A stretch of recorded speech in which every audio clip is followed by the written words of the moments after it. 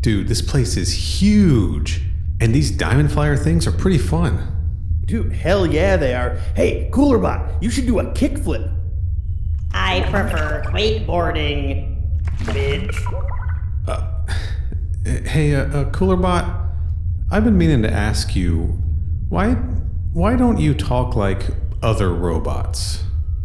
Oh, a long time ago, my man Bayfield reprogrammed my language protocols. He gave me a sailor's mouth, bitch. Wait, hold on. So some guy named Bayfield, whoever the fuck that is, reprogrammed you to just be sorta rude sometimes and then just like say bitch every so often? You know it, dude. Don't get all fripped, bitch. I am kind of fripped about it. Man, don't be such a floppy. Hey, did those pipes in the wall over there just move?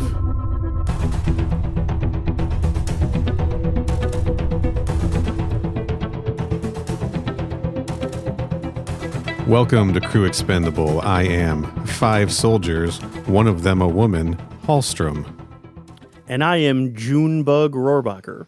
And it occurred to us as we approached the nutrient cultivation room again that they'd tried to kill us with a powerful weapon, and they had failed.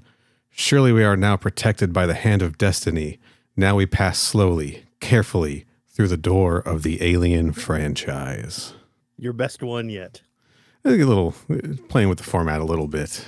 A little bit. Testing out some stuff, seeing what we can do with it, yeah. Yeah. Having a little fun. It's 90 episodes, something like that. I got to mix it up a little bit. A little bit, yeah. This is episode 94. Okay. Does that include a couple of them aren't really episodes, you know?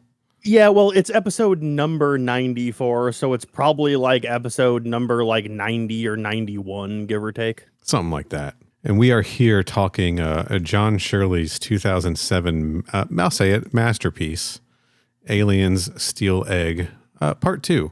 Chapters 13 through 25 specifically. Yep. Or otherwise known as the second half of the book, because the book can be divided pretty much perfectly equally into 2 halves. So pretty much.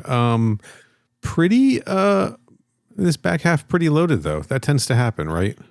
Yeah, it sure is. It's one of those things where, like most other Alien things, it took a while to get going, but once it started ramping up, it ramped up real fast and stayed there for a while. Yeah, although we got plenty of action and violence and some really grotesque horror in that first half. We sure did. There were a couple of really great scenes in that first half, especially near the end of the first half. Yeah. Nothing in this half beat those moments for me. I'll just say it. I don't think any of them did for me either, although there are a couple of moments that I did genuinely really think was fun in this one. I should say that's not a criticism of this second half or an examination. It's not an examination of the work overall. I'm just saying there were those moments in that first half when the chest bursters happen. Mm-hmm. Were pretty stellar. They sure were, and designed to be that way. And I think that the second half of this book, though, for the most part, really came together. Got a little bloated. I'm going to show my hand here. Yeah, I liked the second half more than I liked the first half. Agreed. Overall, agreed. Yeah.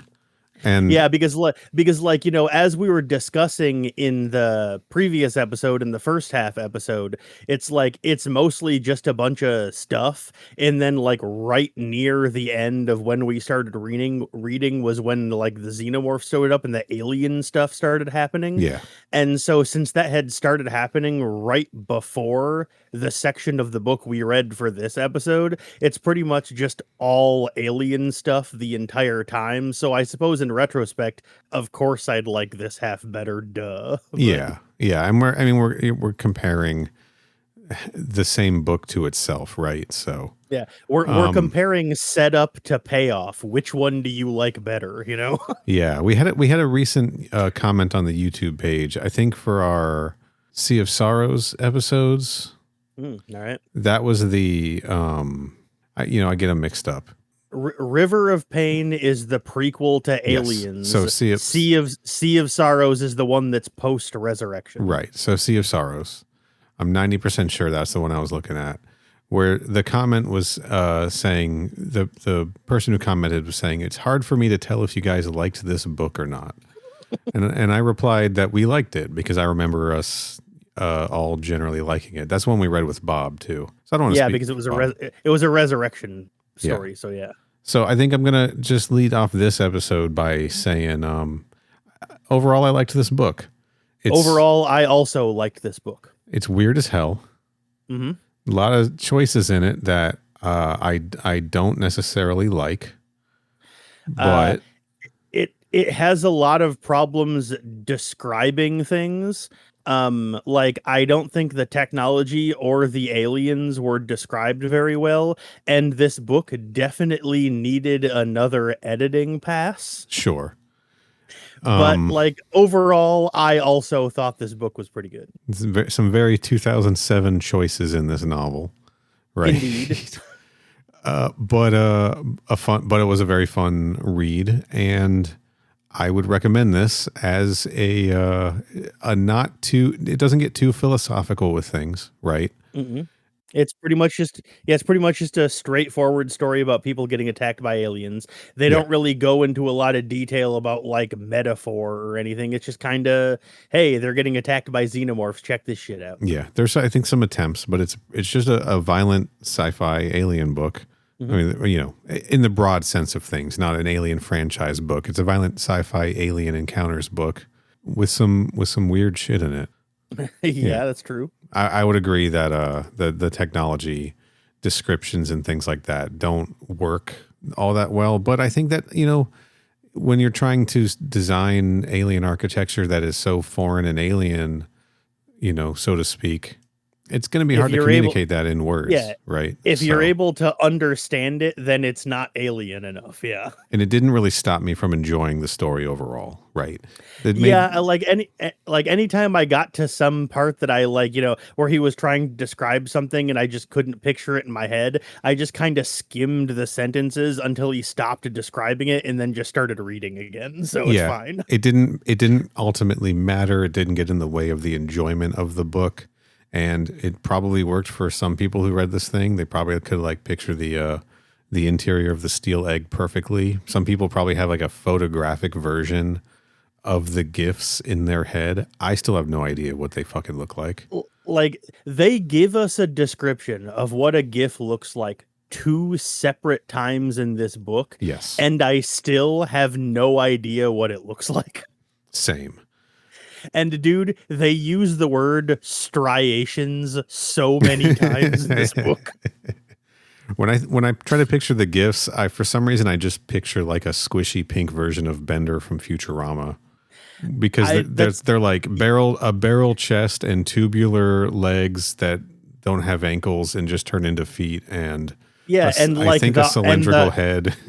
Yeah, and the arms look like their legs but smaller. Yes. And did you ever read tentacles? Did you ever read Animorphs when you were younger? I regret to inform everyone listening, and please don't hate me for this.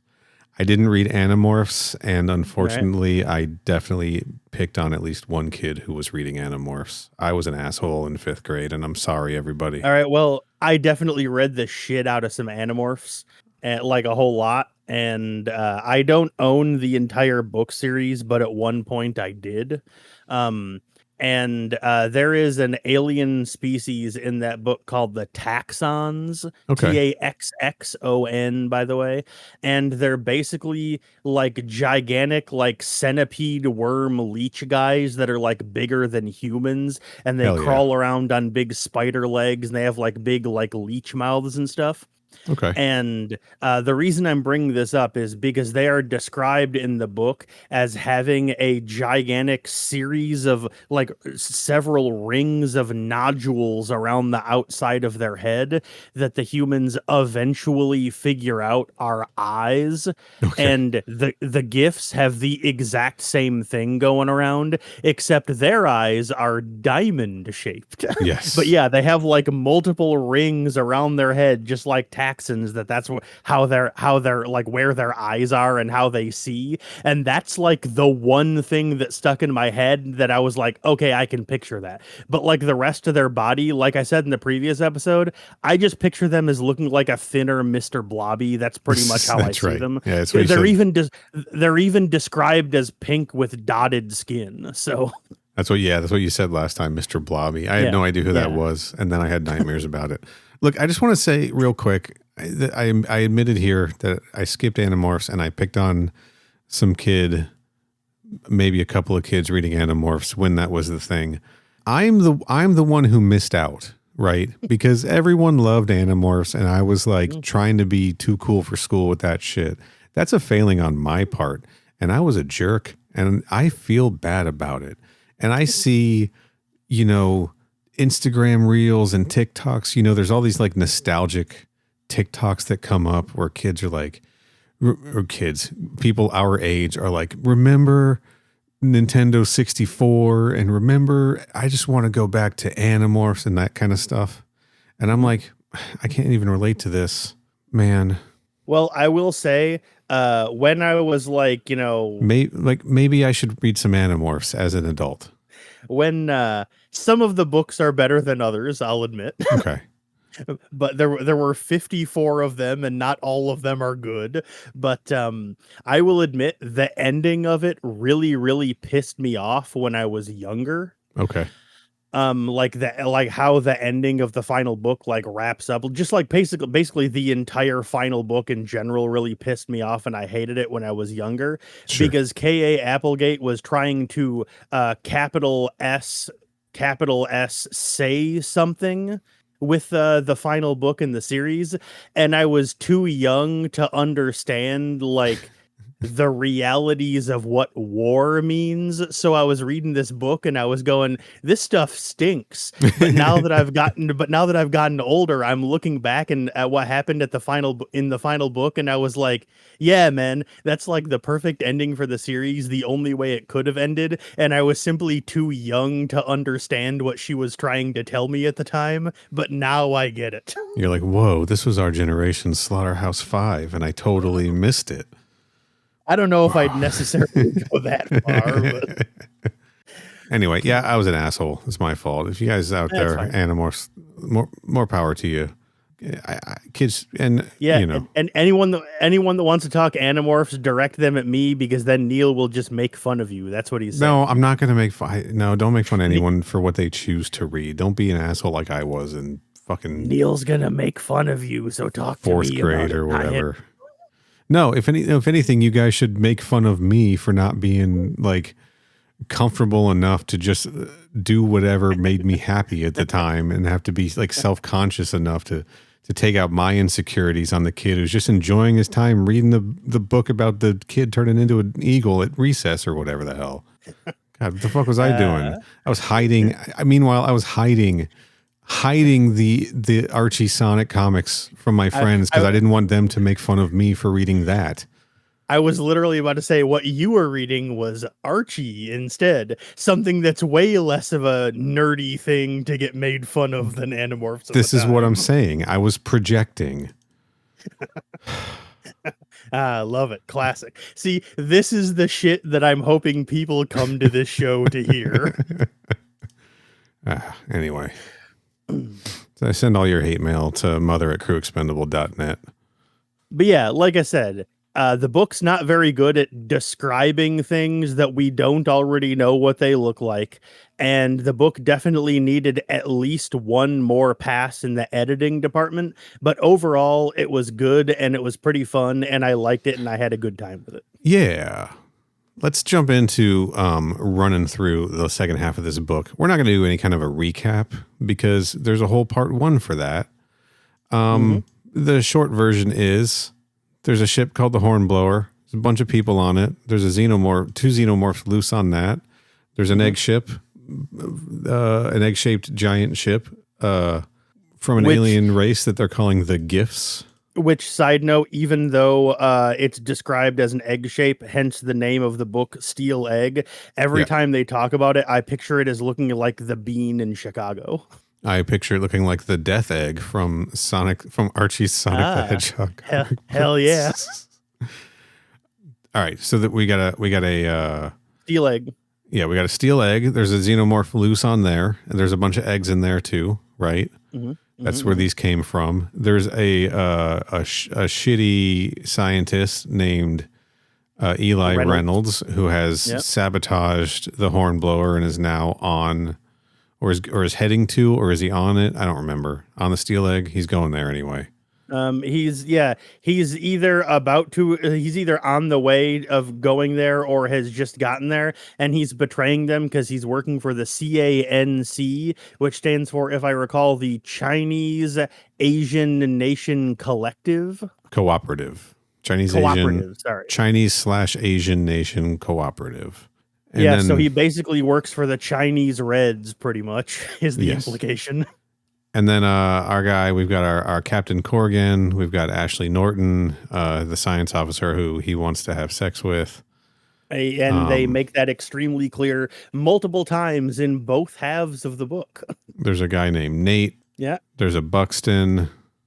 There sure is. There's a Dix. There's a Dix, D-I-X, not to be confused with Captain Corrigan's dick, which we heard about in part 1.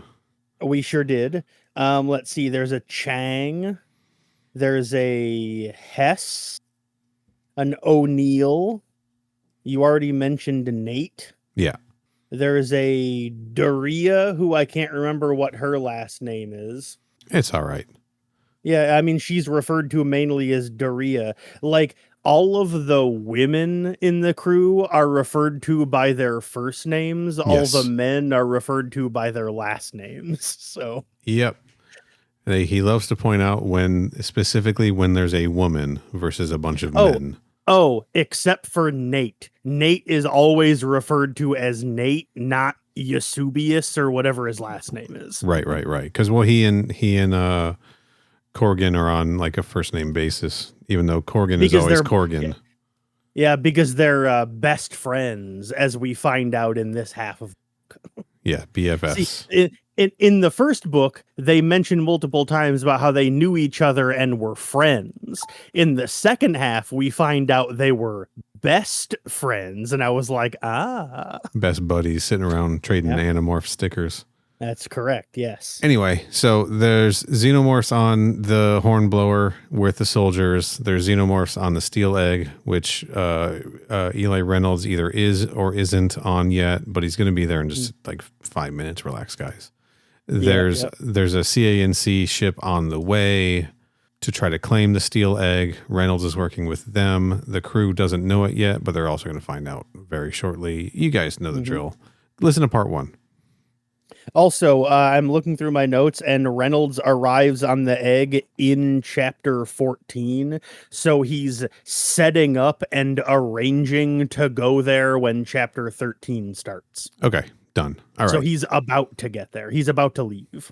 Okay, so at the beginning of this, all of our crew of the Hornblower had been holding up in the, I always want to say the cockpit. The bridge. There we go. I was going to say the bay. That's fine. The bridge. Because it's the most the point easiest to defend against the xenomorphs loose on the ship, right? But now they are heading out to hunt them down, right? To try to get rid of these motherfuckers. They've got some assault rifles. I don't think they have the homemade flamethrowers with them yet. I don't remember if they do yet either. They're gonna get that on their second run through. They show up momentarily. I just don't remember if they have them right this second or not. Right, but right now we've got they're gonna split into 2 teams here. Ashley Harrell, which is our man Buxton, Yeah, our man Buxton. Harl Buxton. Doria and Mhm. Dix are going to go with Corgan to the port side of the Heim Drive engineering bay. Mm-hmm. The Heim Drive being the main, like their space drive, right? Their engine. Yeah, pretty much. Yep. And the rest of them are going to check out the starboard drive under Nate's command, and they're all going to stay frosty. They said it in the book, you guys. Yep, Corgan literally says "stay frosty" before they split up, and I was like, Yes. "You motherfucker!" Because these are soldiers. These are United Nations Interplanetary Corps soldiers. Or as they even joke at one point in the book, they're eunuch soldiers. Yes, they do. They do. Anyway, we follow Corgan's team, and at some point there's some movement or something, and Dix just like fires a bunch of rounds. Mm-hmm. It turns out it was one of their maintenance robots, because they got these robots that just sort of stroll around on the ship to do stuff with that we saw almost nothing of in the first half. We heard about them, I think, but we didn't really get to see them do anything. I'm not gonna lie. I'm not even sure we heard about them, because when this robot strolled up, I was like, oh, they have just like station robots. Okay. Yeah, I remember hearing about them. Okay, so I must have missed it then. But yeah, all of these robots have faces painted up to make them look goofy or weird. Yes. I think we only ever see two of them. One of them is painted like a goblin, and one of them is painted like a clown. Yeah. And we also find out that their voice commands have been reprogrammed to talk sassy and, quote, urban when they give their responses to commands. Yeah, this was Engineer Bayfield messing with the robots to entertain himself and have fun down there, right? Who if I recall correctly, I believe Bayfield was the drunk that got his face eaten off by the juvenile xenomorph in the kitchen. He is definitely dead in this half of the book. Oh yeah, he's for sure dead. I think that's the guy though. So yes, sure, man. So yeah, these robots talk street. They talk jive, if you will. They say, yeah, please don't though.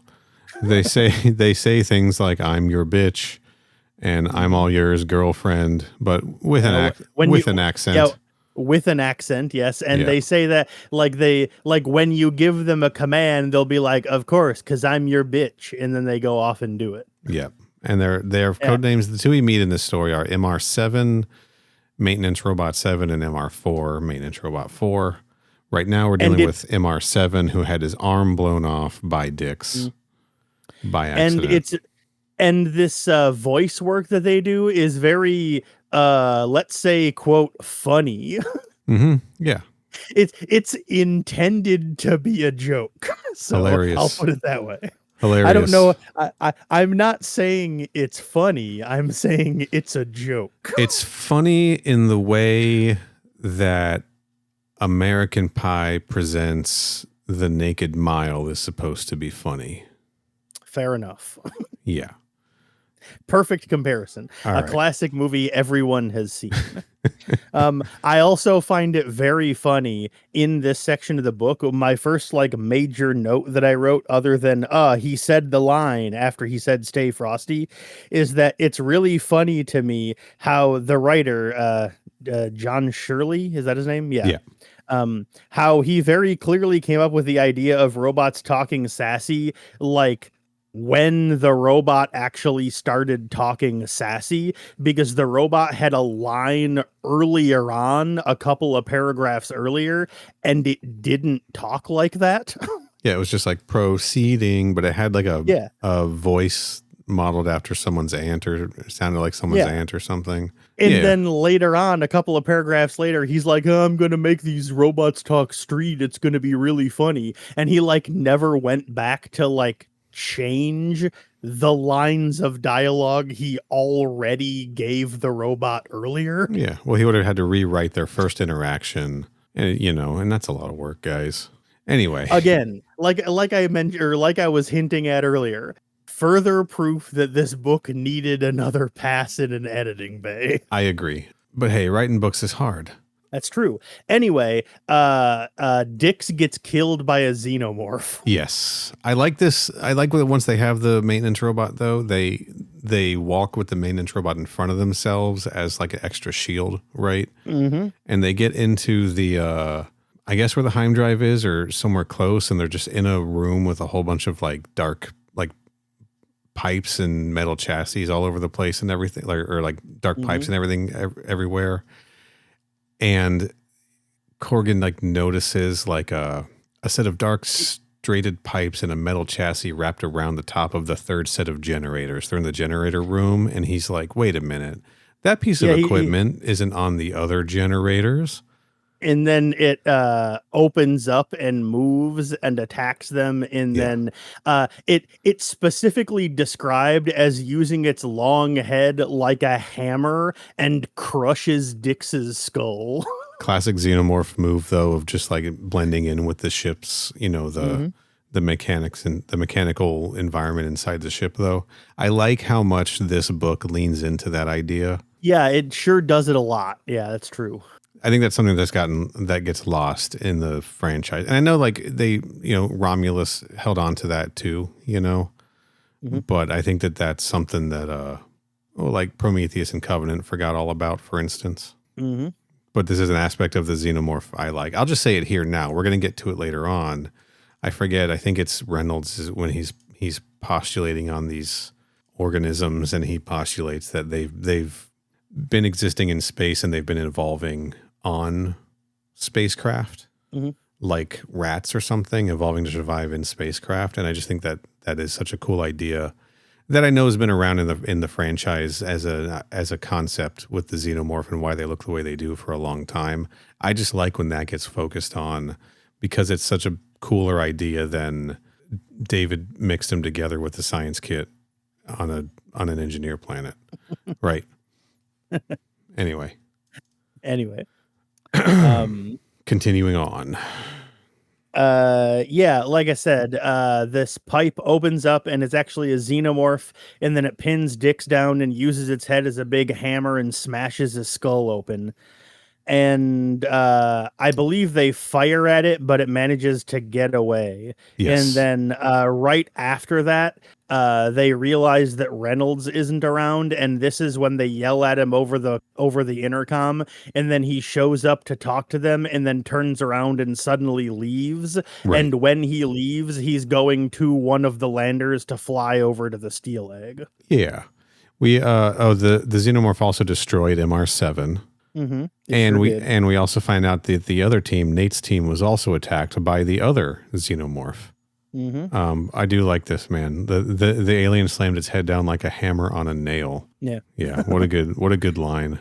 And it's great too, because like the xenomorph literally headbutted the dude to death, and I don't think I've ever seen an alien story do that before. And I'm like, that's cool. Well, it does say the proboscoid inner jaws pisting out between the gaping outer jaws, plunging through the back of Dix's head. So a little bit of both, but he hammers down on him and then, shaklacky. It's fun. This guy, John Shirley, really writes the xenomorph attacks really, really well. As good as he writes, he sure does. As good as he writes these moments is as bad as I think he writes the descriptions of the inside of the steel egg.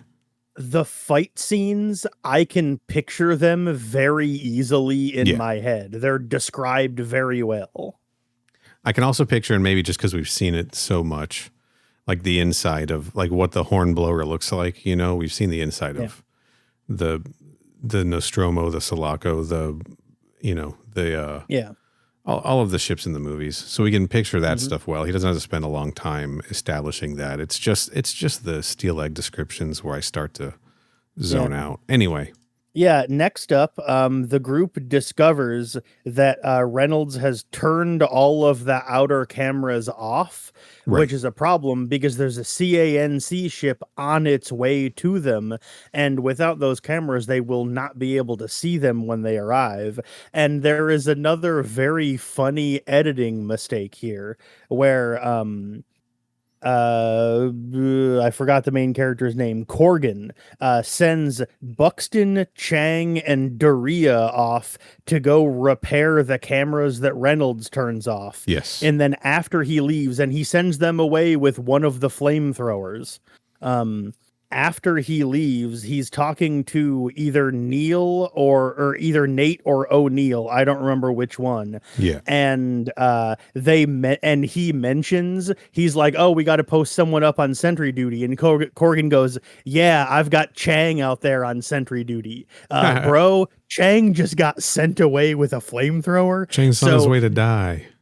So just like the scene where they introduced Buxton, where he was standing there talking to Buxton, and then a pair of people come into the room and Buxton is one of that pair of people. Same thing happens where a character is in two places at once, or there is two of them. Well, there's he made that same editing mistake twice in like 4 chapters. This is where I'm wondering if he realized at one point he needed another character, and that's where either Buxton or Chang came from, and then he just mixed the names up a few times or something. I don't know, but yeah, it is very odd. I didn't catch this one, but the first one I caught because of the Xenopedia mentioning it as a goof. You know, I may not have caught the first one either. I would have been like, "Oh, Buxton's here, tight." I must have just missed his name when it got said earlier. Yeah, I got you. I do want to point out a couple of things here. They get the flamethrowers because they find out about the acidic blood here, like for the first time, because they do ping a couple of this, or they do ping at least one of the xenomorphs, right? And they worry about the acid bleeding through the hull, but then I think it's Ashley points out that since they're in the Heim drive room, that uses some kind of acid or excretes some kind of acid itself. So there's special insulation underneath it that the acid won't bleed through to protect the hull. Got it. And I was like, well, that's pretty fucking convenient, right? Now we can sure is. Yeah. All right. Okay. Lucky them. But they also at this point do decide that they should use the flamethrower units if they're going to go hunting these things anywhere else, because they don't want to be shooting bullets all over their ship and maybe, penetrate anywhere else. They don't want to have any explosive decompression suddenly happening. Right. That's true. Yeah. So, it worked out. It made enough sense for me that they could explain why they're not too worried about, the acid blood in this. Meanwhile, this is when Reynolds takes a lander to the steel egg, and he locates the queen, and he gets insanely horny while looking at the queen and thinking about what it means scientifically. He's fucking insane. He's fully snapped at this point. He freaks the fuck out, dude. He's like, "Oh my god, this is so fucking cool. Oh god." Yeah. This is when he starts exhibiting a legitimate actual god complex, and he turns fully psychotic later on in the book, and he doesn't even do anything else other than just stand there and stare at the queen, and the more he stares at it, the more insane he gets. Yeah, we see that the xenomorph that was left, or that had gotten to, the one that had burst out of whichever crew member had taken the lander to the egg ship with Julie, with the doctor. Yeah. To try to remove it. It wasn't Halliburton, but it was something like that. Collindale, there we go. Yeah. Yeah, the one that Collindale from part 1 had been infected by a facehugger from the steel egg. He had then gone back to the steel egg with one of the landers and Nurse Julie, the ship's medic, to try to get her to extract it from him surgically. But it was too late. It burst out, and we find out that it is a queen, and it is setting up a new hive, right? And he is spying on this thing and just jacking it. Yeah, I was going to say he was like, I was literally, rather than saying he was getting insanely horny, I was literally going to say he was metaphorically jacking off while staring at the queen. Then I was like, well, there was nothing happening that doesn't say he wasn't literally jacking off while doing it. So I just changed my wording of it. But yeah, he pretty much was. He's doing this thing too where he's like in the chamber with it. He's like moving kind of close to it and then backing up, and he's watching the queen, and the queen knows he's there, but it's busy like gestating its eggs or laying its eggs, so it's not like doing anything about him. But he like knows if he gets too close that it's going to attack. So he's like really testing the waters, sneaking up on it. He's teasing it. Yes, that is correct. And he's really so that all is really building up his like nerve to think that he's really in control of this situation here. And of course, he's fantasizing about taking control of the ship, taking control of the xenomorphs, figuring out how to sell this stuff off. Because even though he's working with the CANC and he's betrayed, the crew of the Hornblower, he also knows like he's trying to find a way to prove himself valuable so that the CANC doesn't just off him once they have what they want. Also. Yeah, because he knows that that's what they're going to do. They're just going to kill him as well, so they're not going to pay him for it. And he needs to write that best-selling ebook also. That's right. So, anyway, he's in there fucking with the queen, and we'll check back in on that. We theorize a lot of things about the alien reproductive cycle in this book. Yeah, he also, he's like, maybe as some kind of like genetic emergency switch, they can like spontaneously, one of them can like turn into a queen, kind of like how like, frogs, when the sexual dimorphism gets too far, one of them can spontaneously switch gender so they can like continue to reproduce. He's like, maybe one of them can just spontaneously turn into a queen, but then he also ponders, maybe they can also reproduce if there's like multiple of them. And so I was like, does he mean like regular sexual reproduction? Yes. Does he think xenomorphs can fuck? He thinks xenomorphs can bone down. Yes. He says they are capable of reproducing through a form of pathogenesis. Like the xenomorph may also use another of its kind if it can to reproduce, but it doesn't have to. Sorry. Parthenogenesis. I read that word wrong. Parthenogenesis. Yes. Which is reproduction from an ovum without fertilization. Okay. He theorizes that two xenomorph can also reproduce the normal way, and I was like, bro. It takes some of its fresh genes from the host it occupies in its endoparasitical stage. Sufficient environmental stress, a kind of reproductive emergency, can lead it into the development of a fourth stage in the xenomorph development, what some would call a queen, as in a queen termite in a colony. So this makes sense to me, and kind of makes like even without the egg morphing idea, makes the drone hiving people up in Alien in the deleted scene make some kind of sense. That maybe that drone could then turn itself into a queen, right? Could be. Because it's all by itself. And it makes sense on how one of these things getting loose could start a whole new colony. Because we hear that saying, we hear that all the time. If just one of these things gets loose, like Ripley says it, I think.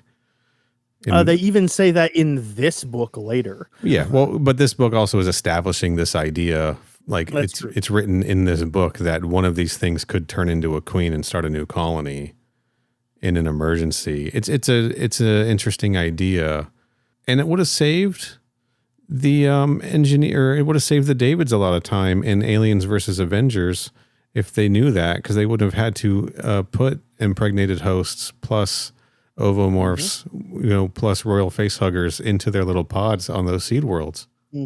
Yeah. If they would have just thought ahead, shaking my head. Sure. This is the kind of thing that Duncan Fields was trying to warn us about. Yes. I'm loving it. I'm pumping my fist in the air. Hell yeah. Just forcing that in for the... I mean, see, the show doesn't have very many running gags, but that is definitely one of them. It's for those of you playing bingo at home. That's right. That's the Duncan Fields spot is the free spot in the middle. Let's be honest. Yeah, it is. You're correct. All right. But yeah, like I said, by this point, if you haven't figured it out yet, he plans on basically controlling the queen and the eggs that it creates to basically field an army of xenomorphs to kill the rest of the Hornblower crew and all of the CANC crew, with the intention of flying the steel egg to Earth to be like, Yeah. look what I have control of. Mwahaha, now listen to me or else, is basically his plan. We're also reminded that the crew did wipe out all the ovomorphs that they had found earlier in the book. So those existing eggs are gone. But Reynolds is wondering what happened to the queen who had laid the eggs before. The queen's dead. We'll hear about it later. But guys, there's only one queen. We don't get a queen. Yeah, we don't get queen on queen action in this. We do not. That is correct. You think, imagine him up there just wishing for some hot queen on queen action. Oh my god. Oh, I'm sure he was wishing for that. What a creep. Anyway, next I have in my notes written R.I.P. Buxton and Chang, but I didn't write down how they died, so I don't remember which scene this is. So it's Buxton, Chang, and Doria, I believe. Yeah, Doria. Yeah, they're up in the communications dome thing, trying to get the relays online because like all the cameras are off and the detectors are off. Reynolds turned them off. They get there and discover that they'd been cut, and then they're like, "Do xenomorphs know how to use tools?" And then suddenly they're like, "No, it's gotta fucking be Reynolds, baby." So basically, the two xenomorphs on the ship charge to this area and absolutely just wreck up Buxton. They just like bust through him. All right. Like rip through him, and they just kill them all. The reason that they beeline to this location, though, as a reminder, is that Reynolds had extracted pheromone from incorrectly. It was claimed that he extracted pheromone from a chest burster. That was another editing mistake because in this, he got it from a face hug. Yeah, in this he says I can get more pheromone if I get some of the face huggers when they fall off of later on hosts. Yeah, there's actually a minor thing of him later, like going through and harvesting a whole bunch of facehugger bodies so he can make more. So yeah, he gets them from facehuggers. I think the bigger error might be that he didn't have the chance to harvest pheromone in part 1, but it doesn't matter. He had it. Who cares, guys? I guess he just did it off screen. It happened off screen. It's fine. Yeah. But he had gone up there and he had cut all the lines and smeared this pheromone or sprayed this pheromone all around it, so that it would draw the xenomorphs there. Mm-hmm. And they just happened to be drawn there at the same time that the crew went there to investigate, apparently. Yeah, because like if the pheromones draw the xenomorphs there, why were the xenomorphs not already there by the time they arrived? Who knows? Yeah. So also, I think that.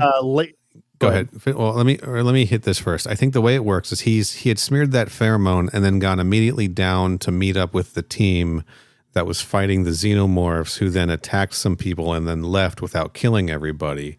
So maybe just the way it worked is the reason the xenomorphs didn't run through the rest of the troops in the Heim Drive Bay is because they detected the pheromone and started working their way that way, as this team also worked their way that way as well.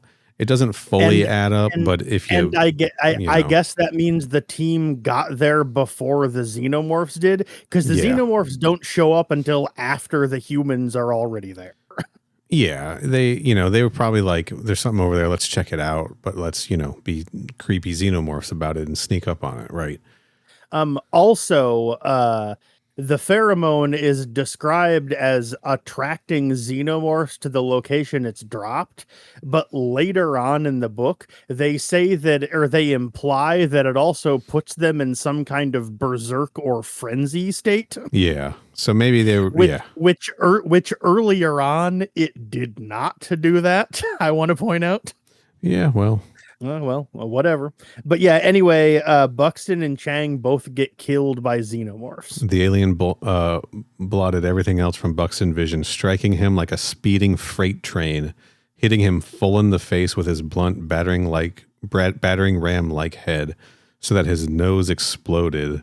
the front of his skull cracking as he flew backwards, skidding across the floor with the xenomorph slamming itself down on his chest, its mouth dripping fluids opening wide. No, was all Buxton managed to say through his broken teeth as the slivery shaft of the alien's inner jaws flashed toward him and punched through his forehead just above his eyes. Man, so many people get killed in this book by that inner jaw, dude. And he was grateful for the darkness that came riding in on a white-hot comet of pain. Really descriptive deaths. I know, a lot of jaw deaths, but they're good, though. They are good ones. They are, but I don't think any other piece of alien media I've come across so far has used the inner jaw this many times to kill people in one story. Yeah, I don't think so either, but John Shirley did say he wanted to focus on showing that the xenomorphs eat, so maybe he's showing them eating. Maybe they're eating. Yeah, maybe that's why there's a lot of mouth work in the book. I got you. Okay. That makes sense. All right, settle down, everybody. Okay. Hey, it's not my fault right. this book is really horny. Settle down, everybody. Anyway, how does Chang die? Do you remember? Chang, something flamethrower. He has a flamethrower. He gets killed by a xenomorph. Yeah. I think there's only one person in this entire book that doesn't get killed by a xenomorph. They had a flamethrower. They, I think, fire the flamethrower. Chang gets where is it? Doria switch rifle to full auto. Chang gets hit with the tail through the neck. He that's right. He's the one that gets beheaded by the tail. Yeah, yes. Okay. Nearly beheaded. No, so it cuts dude. through his neck, but doesn't cut his head completely off. That rocks. That is so fucking cool, man. And then Doria, she's firing the flamethrower. She took it from Chang, and the xenomorph. It chases after her and kills her off screen, but we don't find out until a little bit later, until the next chapter, that she's actually dead. Yes. Yeah, she escapes the communication bay, and she's like on the radio with them talking, and like while she's talking, they hear gunfire, and then she stops talking. Then like 5 pages later, they're walking down the hallway and they come across her body. Right, because she's the one who's able to reveal to them that the scanner was sabotaged. No, it wasn't xenomorphs, it was cut. But then she says that's how everyone else figures out that it was Reynolds. And also it's important to note that the xenomorph she's fighting, the shots that she fired at it, hit it, and they wounded it, which is important for later. So okay. Yeah. And then she mentions it is like the xenomorph was waiting. So maybe the xenomorph was there hiding and waiting for them to come in, and then it just decided to strike once they got there.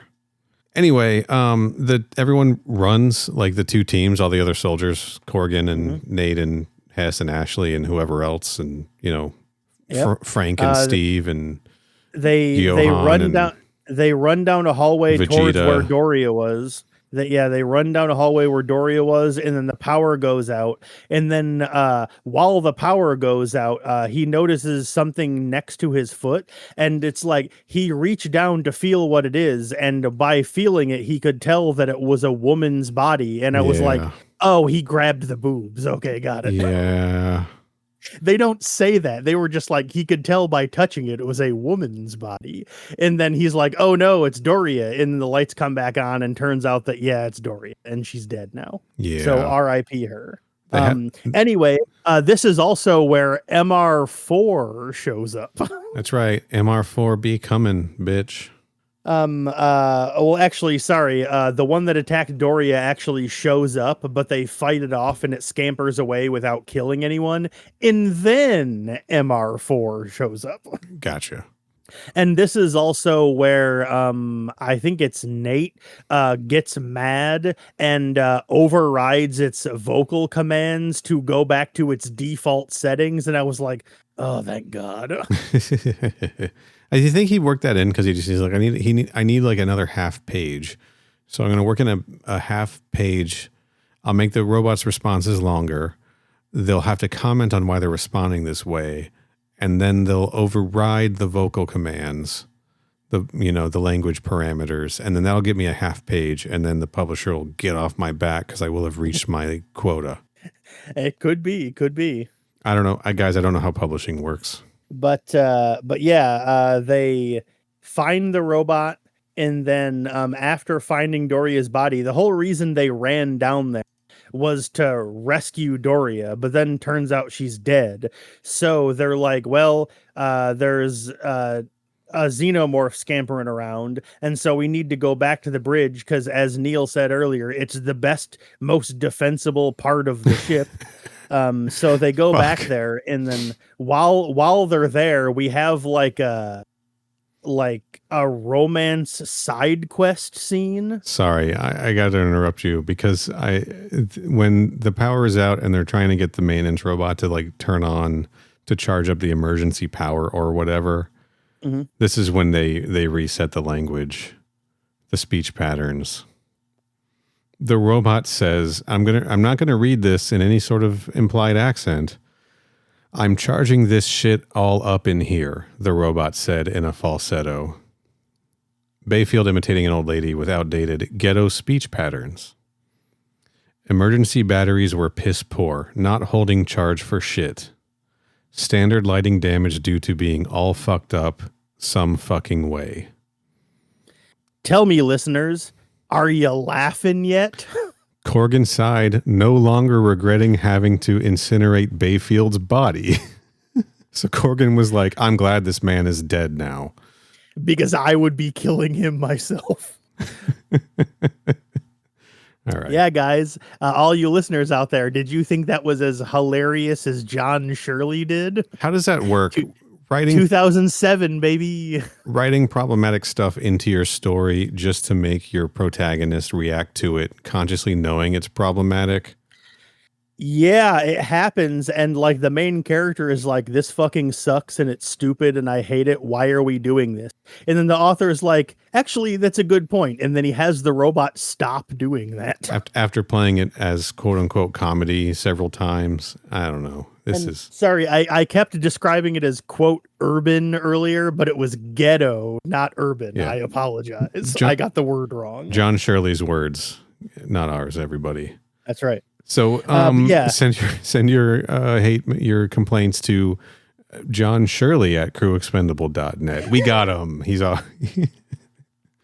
Let me see if I can get that actually. Have that redirect. But like I said, they head back to the bridge, and then there's a scene where we find out that Ashley is a New York City girly, born and raised on Long Island. Not on Long Island, because Long Island has actually sunk into the ocean. Yes. But on like a big like barge warehouse building set up where Long Island been. I thought this was cool. Are we... Oh, can we talk about one thing first? In this fight, the acid, this is where the acid hits Corgan's shoulder. Oh yeah, and he cuts part of his arm off with the knife to get the acid out. And then he fills the wound with cellular repair foam. That I'm picturing the expanding foam we use to foam in around windows. That's also what I was picturing, yes. That would repair damaged tissue if the wound wasn't too big. No good for a torn out throat or a bullet through the heart, but it took a while. So they have this technology that can like repair your cells, I guess. Yeah, pretty much. Be cool, interesting to see that pop up in Aliens, right? Yeah, because the thing of it is I don't want to say that's the reason I skipped over that, but like the reason I didn't mention that is because this comes out of nowhere. He uses it and then it never gets brought up again, and as far as I know, it's never seen in any other piece of alien media. So I was like, oh, this is just this weird thing that happens once. All right, cool. Yeah, I think in the book Reynolds uses it on a wound, or it implies that he's treating a wound with it later, but not in that same detail. So I just assumed it was the same shit. Anyway. So they're holed up in the bridge. There's only five people. There's only 5 people up to this point. There's O'Neill, Nate. Yeah, there's Ashley. Corgan and Hess Corgan and Reynolds. Hess, and then Reynolds is gone. They know Reynolds. They're not counting. Yeah. They're not counting him. He's off the Yeah, team. well, true. Like my point is though, is I'm keeping a category of all of the crew members and when they die, and Right. he was a crew member, so he is on the list. But yeah, they only have 5 people left of the 16 that were originally there. Was there a bad Animorph that was like on the Animorph team and then like left the Animorph team to be a bad Animorph? Yeah, actually, there was. Yeah, Reynolds is that guy. I believe it was roughly around book 20 or so. His Whoa. name is David, I believe. Oh no, And- shit. And he's not an original member of the team, but Okay. he is a kid who discovers that they have the power and not really blackmails, but kind of like smooth talks them into also giving him the ability, and then they do, and he basically gets a whole bunch of like really powerful morphs. Like all of them, when they're flying around, they have like, you know, owls and hawks and stuff, but he gets like a massive huge like golden eagle that's like really powerful and way more powerful than all their other stuff. He gets a bunch of morphs that are more powerful than all of their morphs, and then he goes around and tries to kill all of them to basically be the only one to have this power.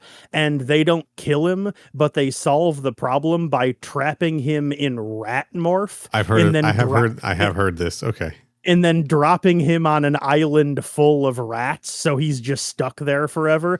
Because if Damn. you're in a morph for longer than 2 hours, you're stuck in it permanently. So That's horrifying. Anyway, Reynolds is the David. Of he's this the team. David. He's the David of Alien. Well, the Alien has a David. He's the Animorph David of Alien. I guess he David is kind of the David of Alien. is sort of. David is kind of the David of Alien. Yes. All right. But Anyway. anyway, Well, we were talking about Ashley growing up on being the from floats. Long Island. Yeah. The Long Island Rig House Project, which is interesting. So this is a global warming has flooded Long Island.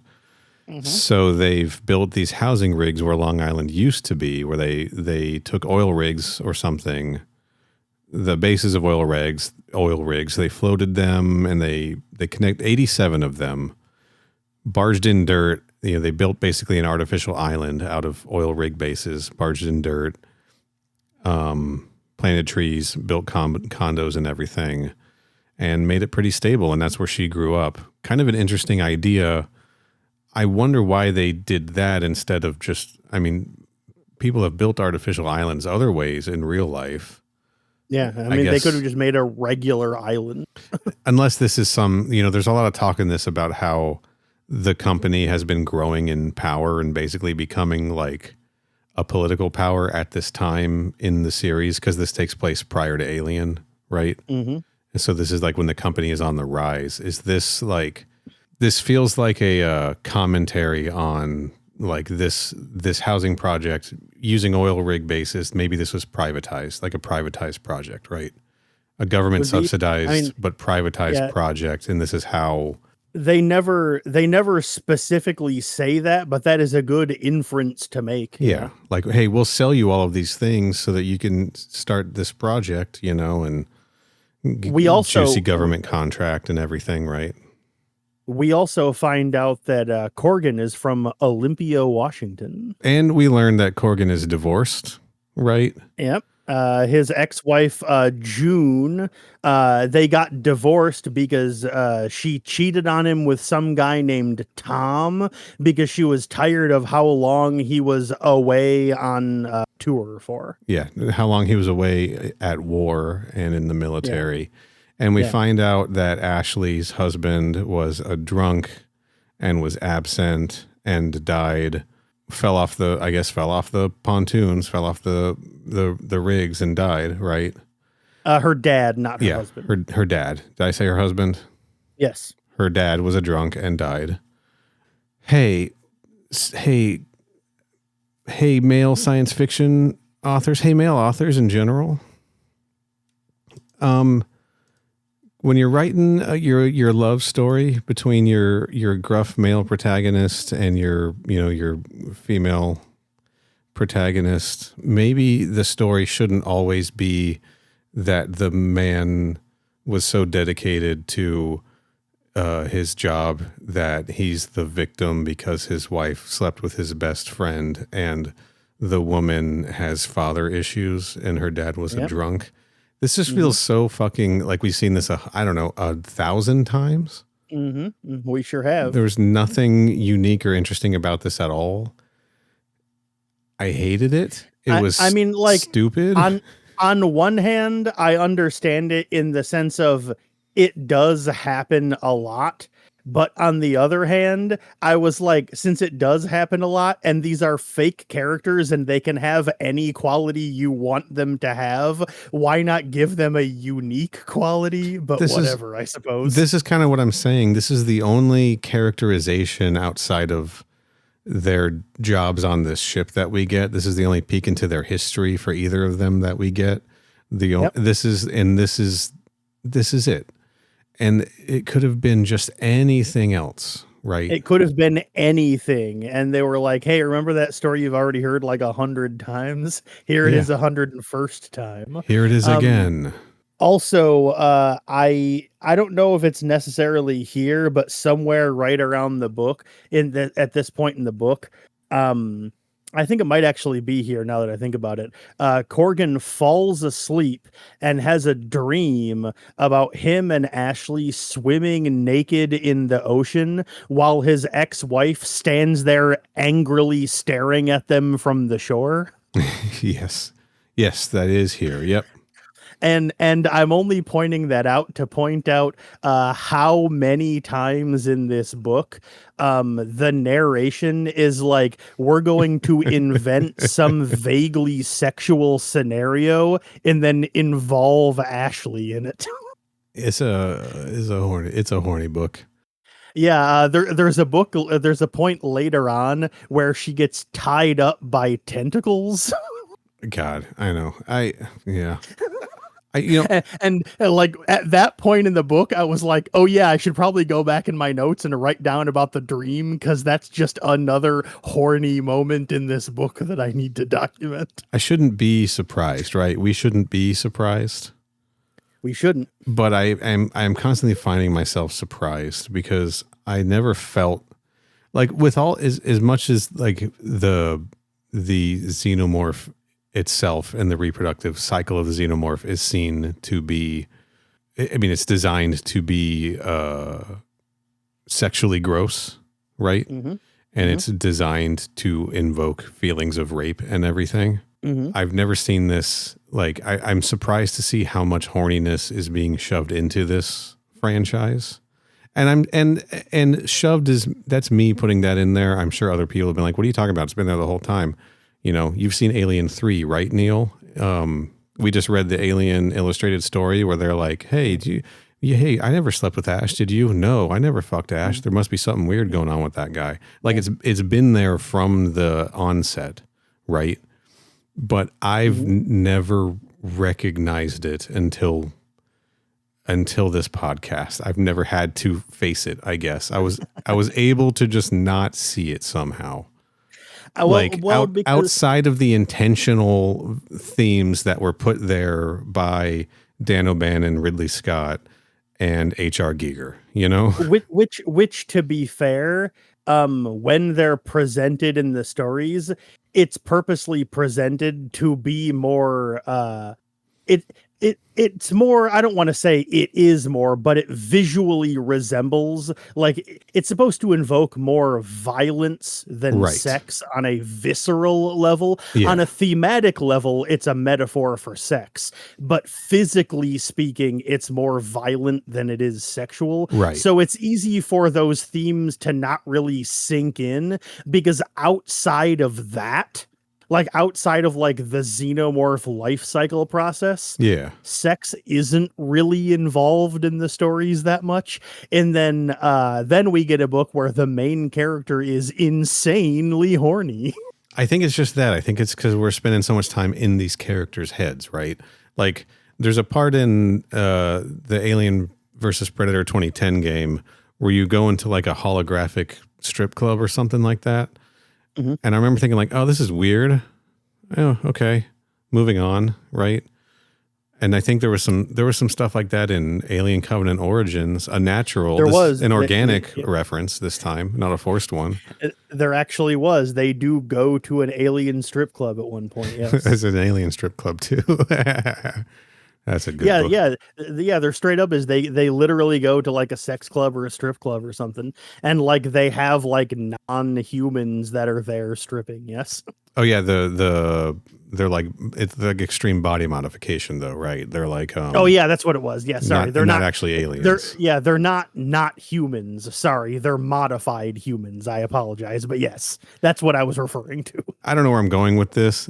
This is maybe the horniest book we've read so far. I think is the short version of what I'm trying to say here. Oh, I mean, it is easily the story we've read that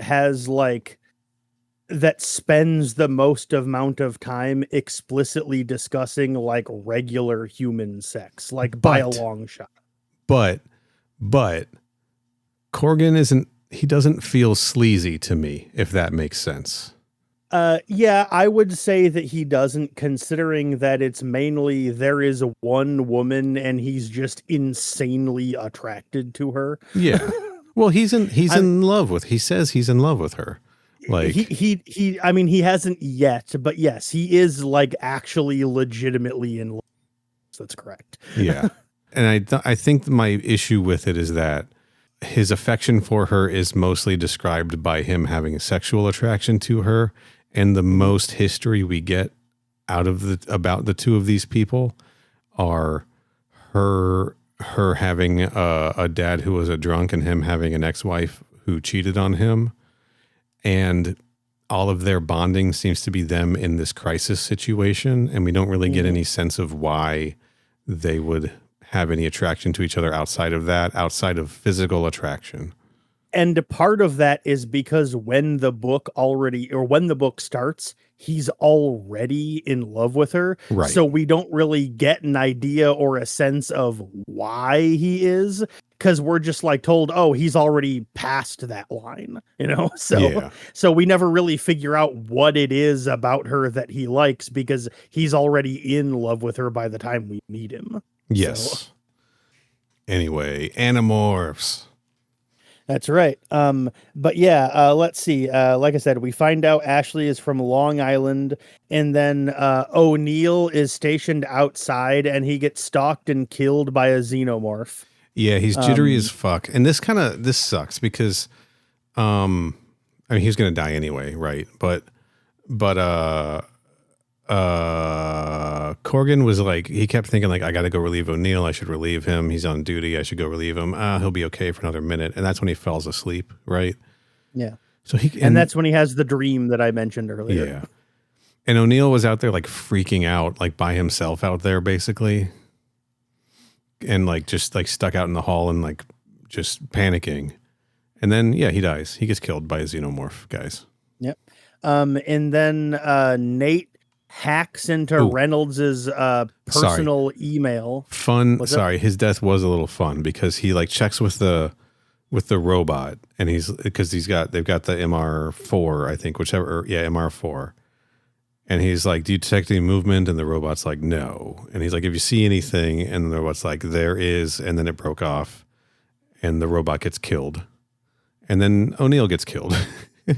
and then like I said, Nate hacks into Reynolds's personal email account and then discovers an email that like makes it clear that he's a traitor working for the CANC. Yes. And then also right around this point, Hess gets killed as well. They find out about the hormones from his password. I love that they guess his password in 6 tries, and it was Eli Reynolds Genius. It sure was. Dumbass.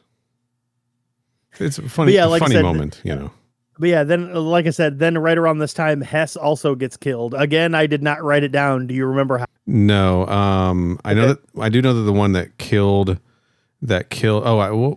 I have it here somewhere. I know that the one that killed O'Neill was the burnt one that Doria had injured, and it was still all charred up. Yeah, he definitely gets killed by a xenomorph because there is literally only one character in this entire book that does not get killed by a xenomorph. So, and it wasn't him. So, yeah. So the thing, they go out into the hallway, they see it tearing up O'Neill. It gets into. Oh yeah, that's right. It gets into the bridge. And they start firing on it to try to kill it, and they do, but when it dies, it bleeds acid all over the controls of the ship. Yes. And right as the ship controls are about to go out entirely, they get a message from the approaching CANC ship, like saying that they're on their way and they're like about to board the ship, and they're like, Yes. uh-oh. Yeah, the UNIC ship 8775. Oh, that's their ship. The Glorious Sun. The Glorious Sun. Yes. And I believe Hess just gets killed by the xenomorph. Like, I think he gets slashed or something during the firefight. It doesn't really matter how. I was just curious if you remembered. Yeah, he just gets fucked up. He just gets right. Corgan saw Hess go down, basically. The thing gets into the bridge and kills Hess. Then we cut back to Reynolds, who is on the steel egg, and his ass goes entirely LexCorp mode, and he decides to name the ship the Reynolds's Discovery. Discovery. And he renames the GIF the Eloids after his name, Eli. Yeah, and he's like, I might figure out what they're actually named, but for now, we're going to call them the Eloids. You know, and maybe we'll come up with a proper name, but I think Eloids is a good name. You know, but the three survivors, Nate, Ashley, and Corgan, try to take off in one of the landers, and just as they're about to, CANC ships land on the Hornblower and almost take them captive. But, well, I mean, I guess they do actually take them captive. They take them hostage. Yes. And the leader, Dr. Commander Kim, that's Dr. Commander, by the way, orders them under pain of death to fly them on the lander to the steel egg. Yes. Which CANC forces have claimed for their own, although we actually find out that they have not actually entered or boarded the ship yet. Yeah, he's pulling some nonsense. He's like, we claim this and anything within 500 kilometers of this ship, so this is ours. So, and then and Nate was like, we should fuck them up, and then, no, we can't do that, and it's just like a long... Yeah, they're about to try to escape, and then they decide not to, and then they find out that when they're about to anyway, that the time has passed and they don't have the chance, and so it doesn't really matter. And then basically the next chapter can almost entirely just be skipped over because nothing of importance happens except the Hornblower gets destroyed. Yes. One note. They basically sink the Hornblower into Saturn's gravity atmosphere, and it gets pulled apart and broken into pieces. Right. One note, the CANC troops all have rocket launchers, grenade launchers or something, which feels like a bad weapon to bring. It very much is, yes. And it proves to be a bad weapon later on in the book, yes. And Corgan is basically like, hey, we got xenomorphs here on the ship. This ship is dangerous. We need to all get off this ship. And so Commander Kim's like, all right, well, cool. We will emergency quarantine your ship, and you can take us down to the egg. And what an emergency quarantine is, by their definition, is they attach rockets to it that push it out of orbit and into Saturn. They get it sucked into Saturn where it breaks apart and dies. And then they're like, okay, well, that's good. I guess that sucks. The Hornblower is dead, but that's two less xenomorphs to worry about. Theoretically, there's only one on the steel egg, so I guess that's better. And Reynolds spends his entire section of that chapter continuing to just be horny for the Queen. He doesn't actually do anything. He just monologues to himself for a while about how great he is. And then the group, which is the trio of survivors and the CANC soldiers that are with them. I think there's 7 or 8, but only 3 of them are important. Yeah. There is a Zhang, a Chow and Commander Kim. Right. Everyone else is just basically fodder. But pretty much it's just they spend like a while just wandering around the ship, and like Kim is like investigating stuff because again, this is the first time the CANC has been on the ship. And so he's looking around and Corgan's just like, can you fucking get a load of this guy? Yeah. And like that's pretty much all that happens. They gotta try to teach him how to use the diamond flyers and whatever else. This is rough to try to get through because if you all remember from part 1, the steel egg has hidden doors and hallways and things that are activated by these sonic keys that they found. So you can't see these things. They're like seamless in the floors and walls. So there's a lot of them trying to like navigate and like open passages and close passages and stuff. And it's it becomes like Scooby-Doo Ghost Chased almost a little bit. Kinda. Not that action packed, but yeah, since they can make doors instantly open and close, and when they're closed, they're invisible and just look like walls, it kind of does resemble like stuff just kind of popping up out of nowhere. Yeah. But the plan basically is like they end up like closing a door and that they noticed was open and then opening it or something to distract them. And that's the chamber that leads down to the Queen, which Reynolds had left open. Yeah, because he was purposely he was leaving it open in hopes that they would see it and go down to investigate so that he could close it behind them and trap them in to get them killed by the Queen.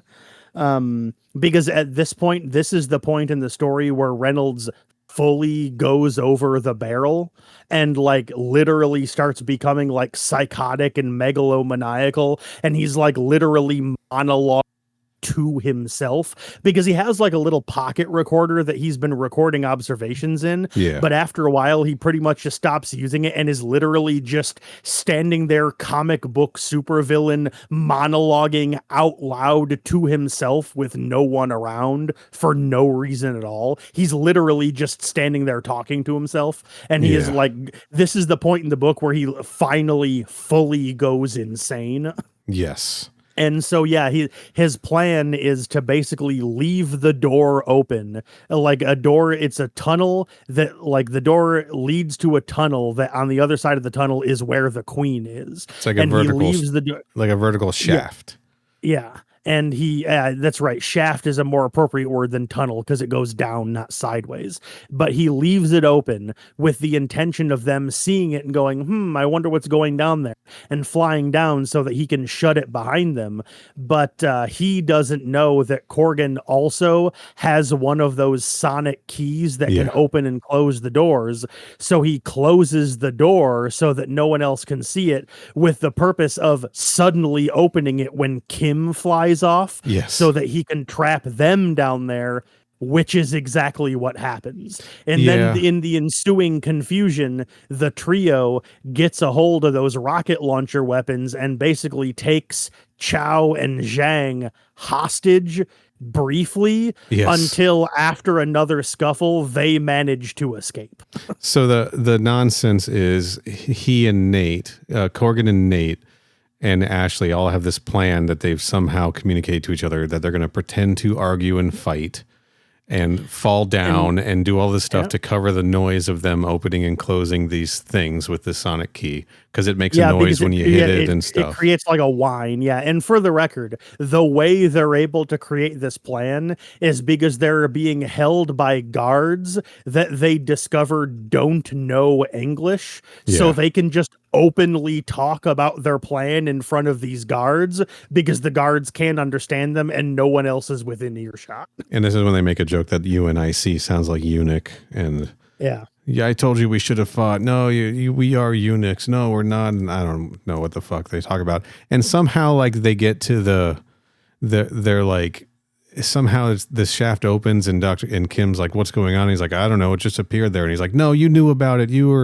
You were trying to hide this from us. And then Corgan's like, well, okay, well, if you want to go down there, do you want us to go first so that we can show you that it's safe? And he's like, no. And then he's like, no, because there's probably an escape hatch down there or something. What do you take me for, a fucking idiot? You're going to go down that hatch and escape. I'm going to go down that hatch first, and my men are going to go with me.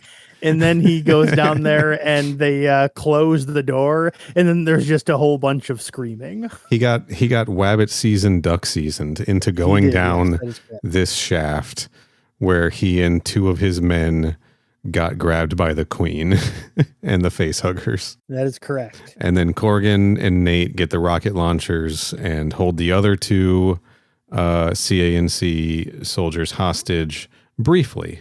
But they escape, yeah. But they escape. Because what happened? Xenomorphs attack something? Probably xenomorph attack. I don't remember exactly what happens, but I think it's because they hear the screaming, and so I think it's something like the screams happen, and then during the distraction somebody's like, huh? And they were able to get the upper hand, knock the weapons away, and the two of them escape by getting on the little diamond flyers and zipping off with them. Oh, that's what it was. Oh, Reynolds flew through and they fire at Reynolds. Oh, that's what it was. Yeah, that's right.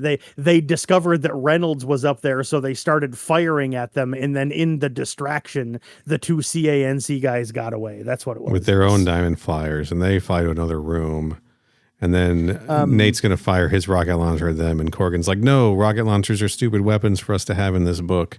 And then everyone's separated. And then we're closing in, guys. We cut back to Reynolds, and he comes across the nest where like all the incubated bodies are held. Meanwhile, Ashley, Corgan, and Nate have fled into like just some like gift tunnels, and they come across like a room, and they decide to take their spacesuits off, and Ashley falls asleep. And then after she wakes up, her and Corgan like flirt with each other for a little while. Let's and then not that we need to talk about how horny this book is again, but the three of them decide to take their spacesuits off. Guess what? Only one of them needs help getting out of her spacesuit. Yeah, and they take the spacesuits off, and then in like 4 pages, they have to go back and get them anyway. Well, they just carry them with them, but they're like, it'll be easier for us to move around if we're just in our cling coveralls. Well, here's the thing. They do not carry them with them because a certain character they meet later has to send somebody back to go get them. No. They do go back. No. So, all right. We'll get there. We're really close, but I'm focusing on the fact that like all three take their spacesuits off, but Corgan gets to help Ashley get out of her spacesuit, and Nate's like, "Ooh, man, I'm jealous that you got to help her get out of her spacesuit." He sure does do that, and it's implied the reason that happens is because Ashley is specifically like, hey, I think you should help. Wink. Nudge, nudge. Like she doesn't need the help because she got the suit on just fine, but she just wants an excuse to have him be around because the book, like this is when the book starts to hint at it, but like Ashley is also in love with Corgan, and so she was just looking for an excuse to have him around, you know? Right. But then something happens that blew my fucking mind. Okay. Oh boy. They get out of the spacesuits, the three of them, and in the narrative, they're like, all right, they decide to leave the room and they go down the hall, and they're described as carrying their diamond flyers under their arm. Hell and yeah. I went, whoa, what the fuck? Hold on, back up the truck. What? Because this entire time, I had thought that these things were like the size of cars. Whoa, really? Or like at least mattresses, but they were like carrying them under their arm, and I was like, these things are fucking the size of like skateboards. What? Yeah. Because there were multiple scenes early on in the book where there were multiple people on one of them at once.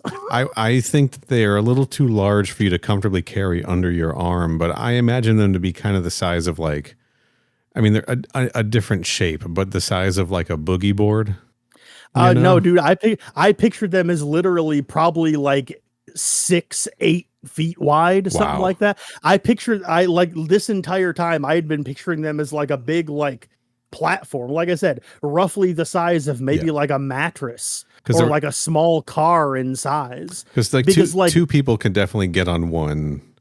in part 1. 2 people were on a diamond flyer at once a few times. Yeah, I mean there were multiple scenes where more than one person was on one. Yeah. There were 1 or 2 scenes where people were having fights on one, and so I was picturing there was like a few feet of space, and then they're like later on they say they find bigger diamond flyers that are the size of surfboards, and I was like, are you fucking for real right now? You never had like a skateboard fight, like a skateboard joust? I have never meaningfully ridden a skateboard in my life. Oh, you were too busy reading your Animorphs books, nerd. I was out there having skateboard fights. I must have missed the description earlier on the book that said that they were only like 2 feet wide, because I had been picturing them as like 8 feet wide this entire time. Oh, you remember that like fold up gliding board that the kid from Tailspin had? Yeah. I think that's kind of what I've been picturing in my head the whole time. That's not even diamond shaped, but I think that's just what I've been imagining. But yeah, I've basically just like in my mind, the diamond flyers are big, like diamond shaped, flat, like thin metal platforms that are either like chrome or white, that are probably from the front to the back tip, probably about 8 feet long and maybe 6 feet wide, with like a rod on the front that's like where the control mechanism is. That's how I've been picturing them literally this entire time. And then in this scene, they're like, they walk out carrying them under their arms. And I was like, oh, so these things are like a fucking foot long. Okay, got it. Yeah, they seem to me still too large to comfortably carry under your arm, but definitely not the size of a car. Anyway. Anyway, they head through the tunnels, and they're walking for literally like 45 seconds when they come to what is revealed to be the ship hangar bay that's filled with, well, not filled with, it only has 3, but has 3 GIF landing ships in it. Gross. Hold on. There was theoretically nothing sexy about it. They were all wearing cling coveralls under the spacesuits, but helping her wiggle out of anything was provocative to him. Even the smell of her sweat. Yeah, see, man, that's the thing. When you love someone, you love everything about them. This is why this podcast is explicit. It's not the swearing. No, I mean, 4-year-olds can listen to that. Who fucking cares? Yeah. But yeah, while they're investigating these landing ships, the wall opens up, and when I say the wall opens up, it's because Ashley accidentally opens up the wall. Yeah. And there's a whole bunch of CANC soldiers on the other side of the wall, and then Willem Dafoe voice, there was a firefight. There was a firefight. And unfortunately, someone drops a toilet on somebody else's head. It's a whole thing. And unfortunately, during the firefight, Nate gets the top half of his head blown off by assault rifle fire. So R.I.P. Nate. He is the only character that in this book that dies that does not get killed by a xenomorph. It's heroic. Well, the only named character, because a bunch of these dudes, these CANC soldiers, get blown up. But they do. That's true. This was a well-described firefight also. It was. I really liked it a lot. This door opens. There's like Ashley has figured out a way to get inside one of the GIF ships, and she's like scrambling, trying to figure out a way to like operate the controls. Meanwhile, Nate is behind them, like, I'll hold them off while you guys get out. And then Corgan's like, I'm not leaving you behind. And so he goes back to help them fight. And the two groups are just like shooting missiles at each other. It's pretty fun. Well, I think it's Corgan's sonic key that gets him in, but they were reaching inside one of the ships because it was burnt through with acid, and there were dead GIF bodies in there. Yeah, there's one ship that's already destroyed. There's like 2 of them are usable, but then when that one wall opens up, a missile blows up one of the usable ships. So the one that's still left, Ashley gets tossed in there to figure out how to use it, while Nate and Corgan go run off to the other side of the room to fight the troops. Because she's unarmed. And so Nate's like, you guys get out of here. I'll hold him off. He's trying to just be the hero, right? Corgan doesn't want to leave his buddy behind. So he goes and he's trying to help. And Nate's like, look, you need to help her get this out. You've got the key, whatever. I'll hold them off. Once you guys got it running, I'll come. And then Corgan's like, fine, all right, trade rocket launchers. I got more rounds. So they swap rocket launchers. He fires a rocket to like get a smoke screen cover so he can go back. Meanwhile, they're both shooting down this hallway, just blowing up soldiers. They get the door closed at one point, but the soldiers just like blow through the door still. Yeah, he gets back to the ship. They figure out how to turn it on. Like a door opens in the side. They figure out how to turn it on and get it going, like just as Nate gets his head blown off. Yeah, well, he gets his arm blown off first. Oh yeah, and then they see him, and then he uses his other arm to prop himself up with the missile launcher. Charges towards them, firing the missile launcher, and then while he's charging, the top half of his head gets blown off. Yeah, man. R.I.P. Nate. Yeah, he's a real one. And then they do activate the ship. They open the bay. Yeah, they figure out how to turn the lander on. And then when they do, a side of the wall opens and it just opens into space and the ship zips out. But when it does, it also blows all of the CANC soldiers out into space with them, killing all of them. And Nate's body floats by while they're zipping along. Not just killing them, blowing them up. Yeah, they blow up due to explosive decompression. That's correct. Here's another goof from the Xenopedia. During the battle in the gift ship's hangar, several CANC soldiers exposed to the vacuum of space are said to physically explode. This is a complete fallacy, although the misconception is a fairly common one in science fiction. Notably, the same factual error also occurs in author John Shirley's other franchise novel, Predator: Forever Midnight.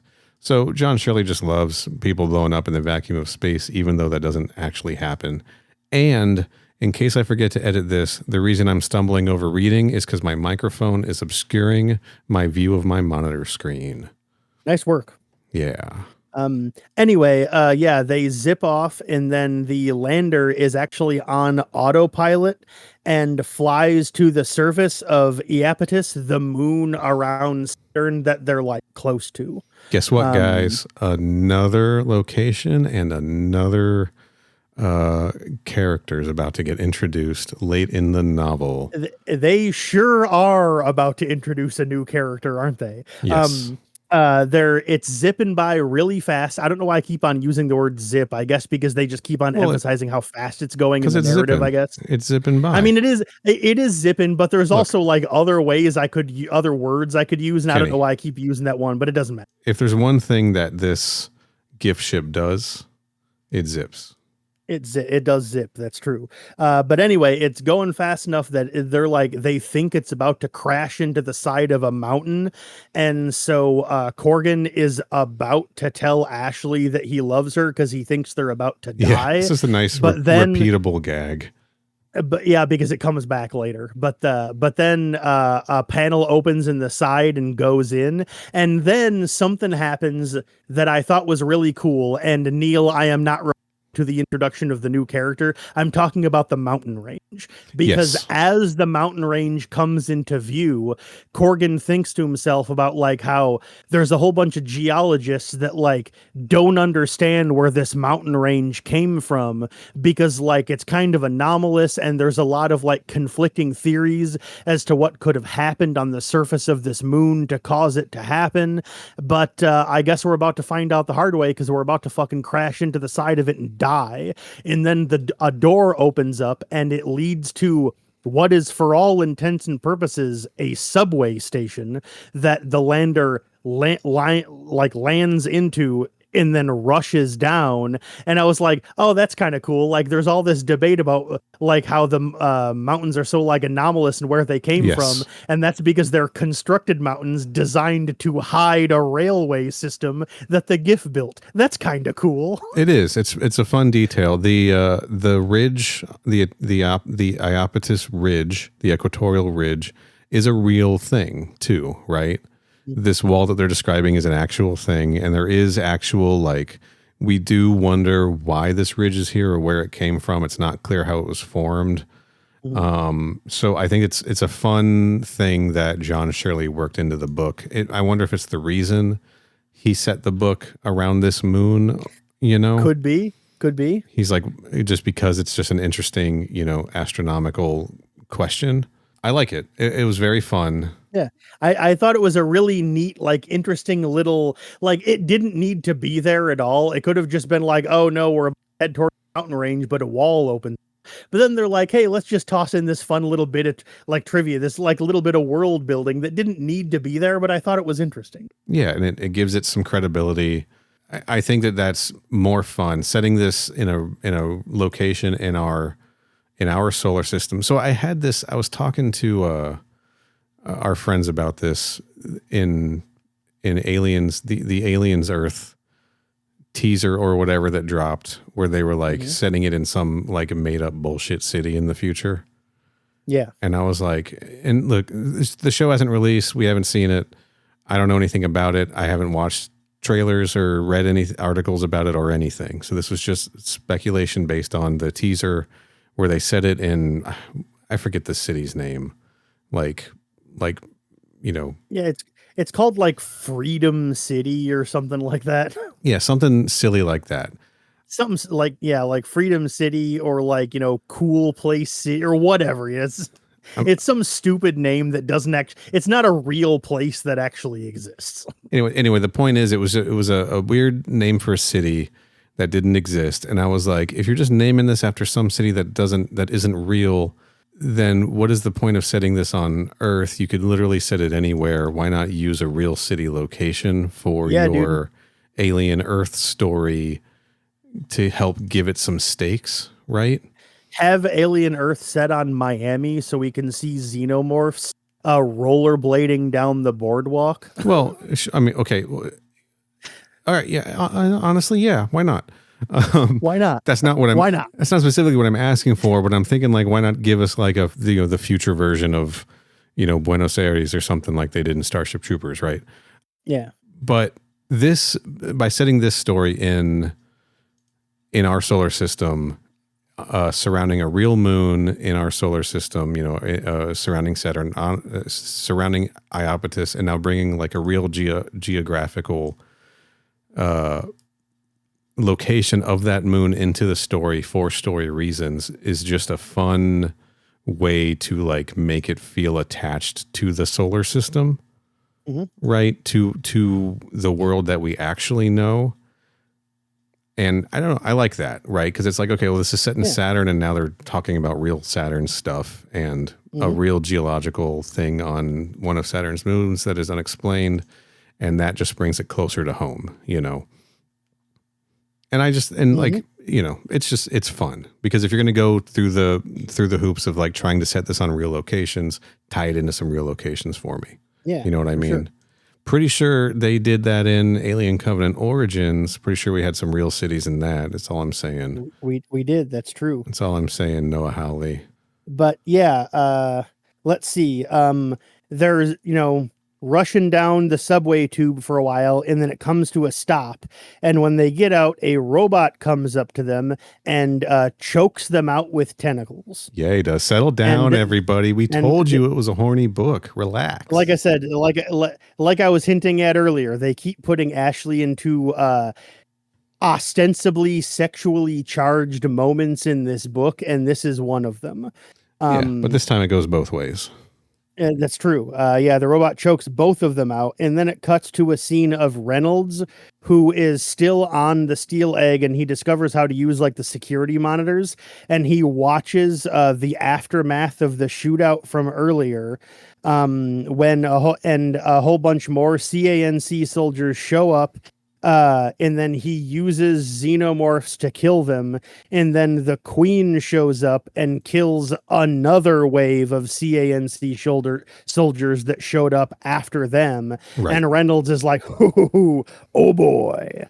Yes. Real quick, when they land on Iapetus, Corgan asks Ashley, he's like, are you okay? And she says, I'm okay. I'm just kind of fripped. And then we're followed up with fripped, the late 21st century equivalent of freaked out. That is also correct. Yes. Sorry. Thank you, John Shirley. He invented slang and then defined it for us. Yep. Just gave us the definition. Just right there. I believe later on he also creates one more slang term later on book that he does not give us the definition for. Sure. But I don't remember what it is because I didn't write it down in my notes. Oh, don't worry. I gotcha. I worked it into that was what we worked into the intro with, her saying something like, I don't mean to be such a goddamn floppy about this. Oh yeah. Floppy. That's what it was. Yeah. But the next chapter, don't worry, folks. We only have 3 chapters left, I think. Yeah. And the next one, and they go by quick, guys. They do. The important thing about back to Reynolds watching the CANC, pardon me, they're not strictly Chinese. The CANC soldiers getting killed by the Queen is that they had tried to gas the Queen and it didn't work, but they had brought in an industrial sized laser as well. And in the chaos of all of this, he's able to like swoop down and steal the laser. Yeah, so he has an industrial mining laser now. Yes, and somehow in all of this, Dr. Commander Kim and another soldier had been face hugged. The ones that had gotten pranked down the shaft. That soldier is a Ho, yes, by the way. Their bodies with the face huggers attached, or the face huggers had fallen off at this point. Their bodies had been recovered by the CANC. Yeah, they blew a hole in the side of the nest and just scooped them up before the Queen could get there. Yeah, that's what the laser was used for, I believe. And Reynolds was able to grab some more face huggers to try to make more pheromones, but it ain't really gonna matter.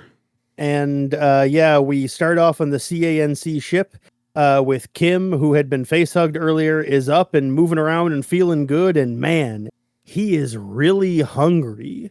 And folks, I think you all know what's about to happen. Neil, can you guess what's about to happen? Because I'm pretty sure you have a good guess. He wakes up and he's like, what the hell happened? And they're like, we recovered you. And he has no memory of what happened. And he's eaten like 3 trays of food. And so is Ho. And then he starts vomiting up blood and then chest burster. Yeah, that's something I found weird. The fact that he had like no memory of anything happened on the expedition. Had that like ever happened before in an Alien story? Were they like implying that was because of the drugs, or was John Shirley inventing a new facehugger symptom? I don't know. Maybe he cracked his head from falling. And then so he really had no memory of it. Yeah, I don't know. I thought it was weird. But anyway, even though they're not crew members, we have Kim, Ho, and Chu all get killed during this scene. We are 24 hours after, at least. After. We're 36 hours after, as we're about to find out. Yes, but the doctors tell Kim that it has been 24 hours or a little more since the thing fell off of his face. Mm-hmm. He says he's been drugged. So he knows that the thing had fallen off of his face and he's been drifting in and out of sleep. But I think that's stuff he was told by the robot physician. But anyway, he and Ho's chestbursters come out. Chestbursters pop at the same time. They're twins. Yeah. They actually call them twins. Both of them die, and then Chu, who was one of the 2 guards that were briefly held hostage by Corgan and Nate earlier, where Chu and Zhang were the 2 guards.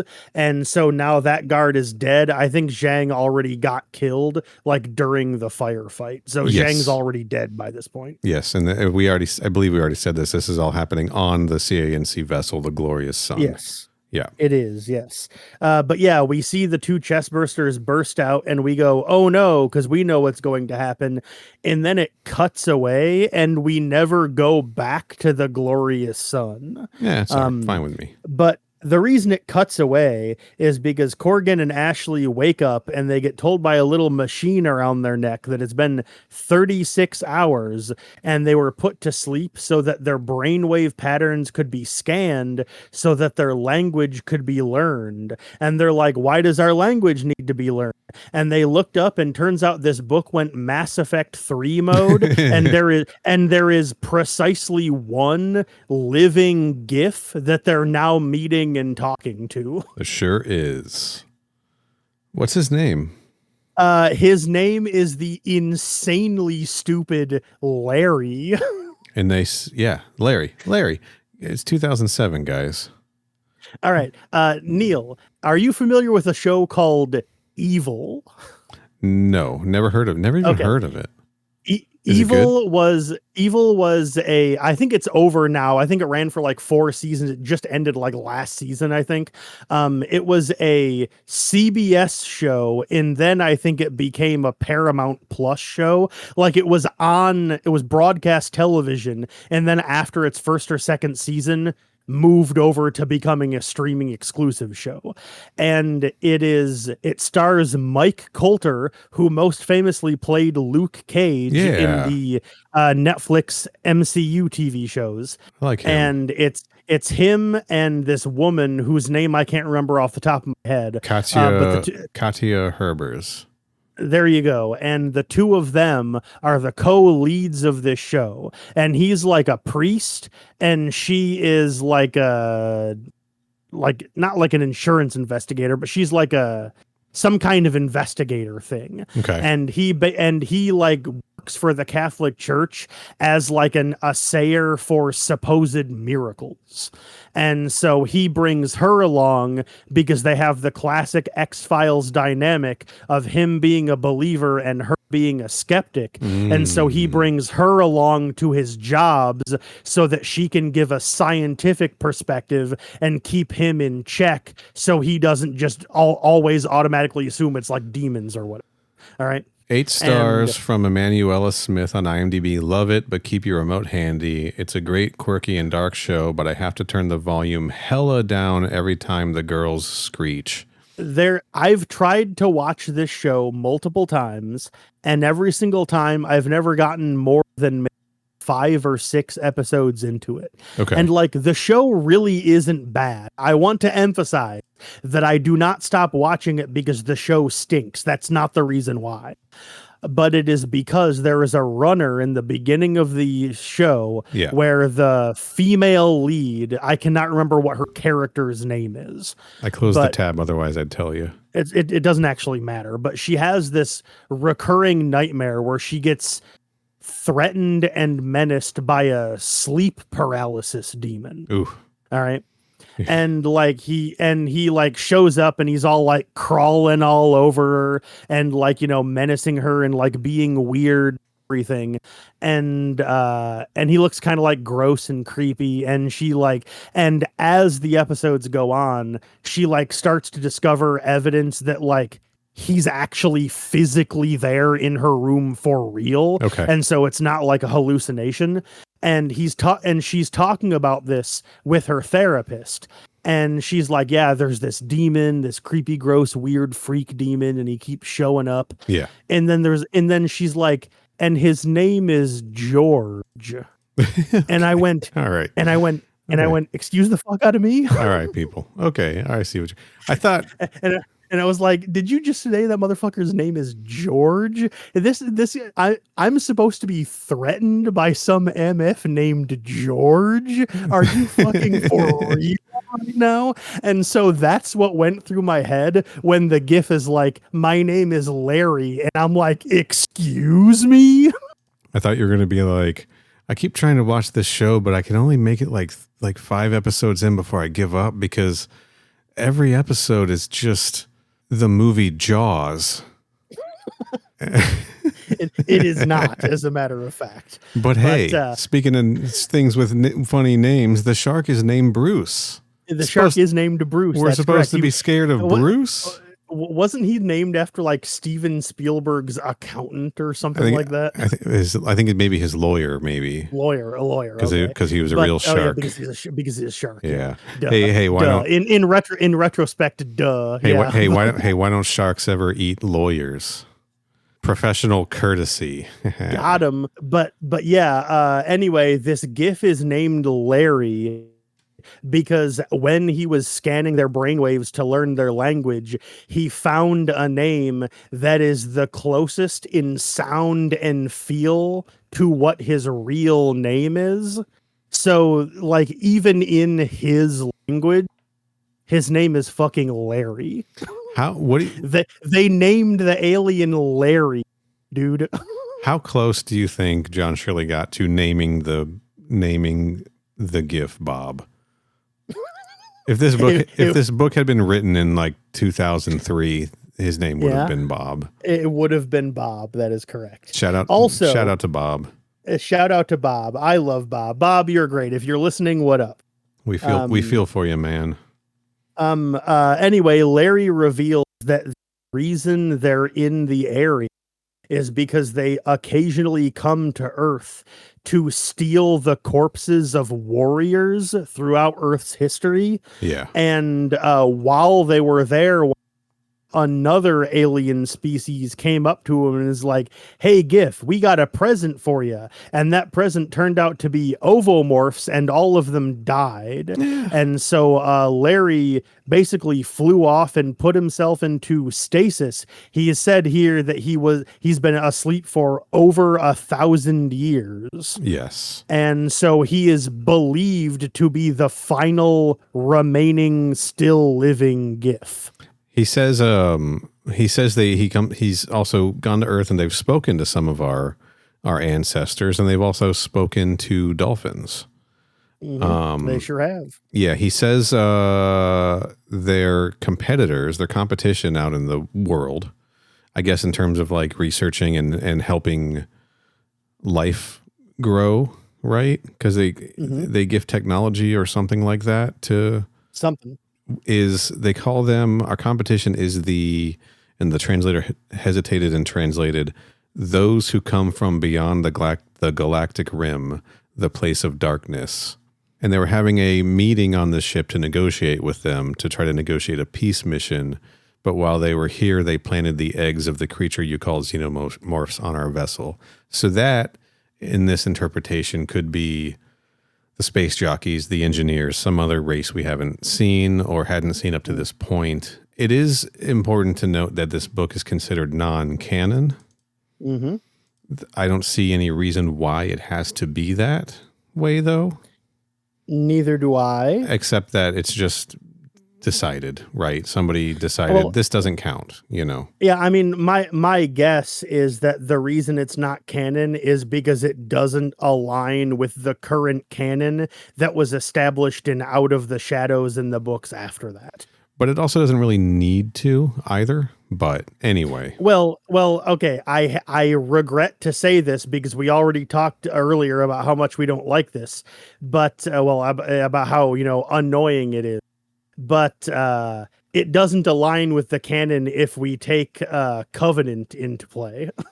Yeah. So that might be the reason it's not considered canon. Maybe. But anyway. Yeah, that's fair. But going into this, I liked this reveal because going into this, I was like, are we going to get some funky version of the space jockey or an alternate version or whatever? And we don't. We just get a hint that there's another race out there. Yeah. From beyond the outer rim, right? Which puts us in. The ones from beyond the rim they're never described, even vaguely alluded to what they are. So, like you said, it could be an engineer, it could be some other species that this is the only hint in alien canon anywhere we're given to. Yeah. Again, like the thing with the Iapetus Ridge earlier, it's just a little drip of fun, like lore world building for the universe that doesn't need to be there, but the fact that he thought to put it there is fun. Could specifically be talk about Horny, the space jockeys from Original Sin using the xenomorphs as Blue Chew. It very well could be that. Who knows? Yeah. It could be any number of things, including what Neil just said. He also mentions that his race, the Gifts, we still don't get an official name for them. We never do. Don't have any weapons. Their ship can defend itself, but only from enemies from the outside. So they were taken down really easily once an ovomorph was put on board. Yeah, their weak point is enemies from within because they don't have a way to defend themselves outside of actual defense. He describes having weapons as, quote, vulgar at one point. So they literally don't have weaponry. They only have defensive capabilities. Yes. And he also makes them eat from giant hamster tubes. Yeah, he Hamster does. feeders. A big tube comes out of the table and basically squirts a bunch of paste into their mouth. It's the grossest that thing I've tastes- ever. Grossest thing in the fucking book, guys. that Disgusting. that tastes like it. The flavor cycles between a whole bunch of different things, and they're both like, well, that was gross, but it was kind of tasty, so whatever. Beef, gravy, then broccoli, then apples, then chicken, then pears, then fish, then beef again. I hate it. Anyway, their plan is that they're going to go back onto the steel egg, which is revealed to have in the GIF language, the translated version of it, its name is Unbreakable Womb. Yes. Steel egg. And so, yeah, steel egg, that's right. And so their plan is the three of them are going to get onto the steel egg and then fly it away because they can't take the CANC ship because it's full of soldiers, and they can't take the hornblower because it got destroyed. Yeah. And so the steel egg is the only ship around that can make the trip back to Earth. And I got one more note about something that Larry says. He says the xenomorphs evolved on their own. I like that. But they are sometimes used by unscrupulous races against others.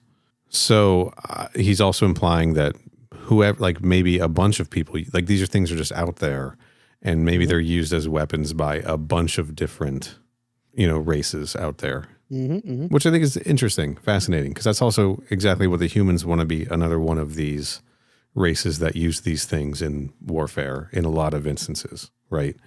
So for sure. Yeah. Fun ideas. It's cool. So while they're flying along, sorry, they haven't actually left yet. Nope. While they're still there talking to Larry, let me ask you, Neil, have you ever seen The Shape of Water? I have not seen The Shape of Water. I know. All right. Okay. I know.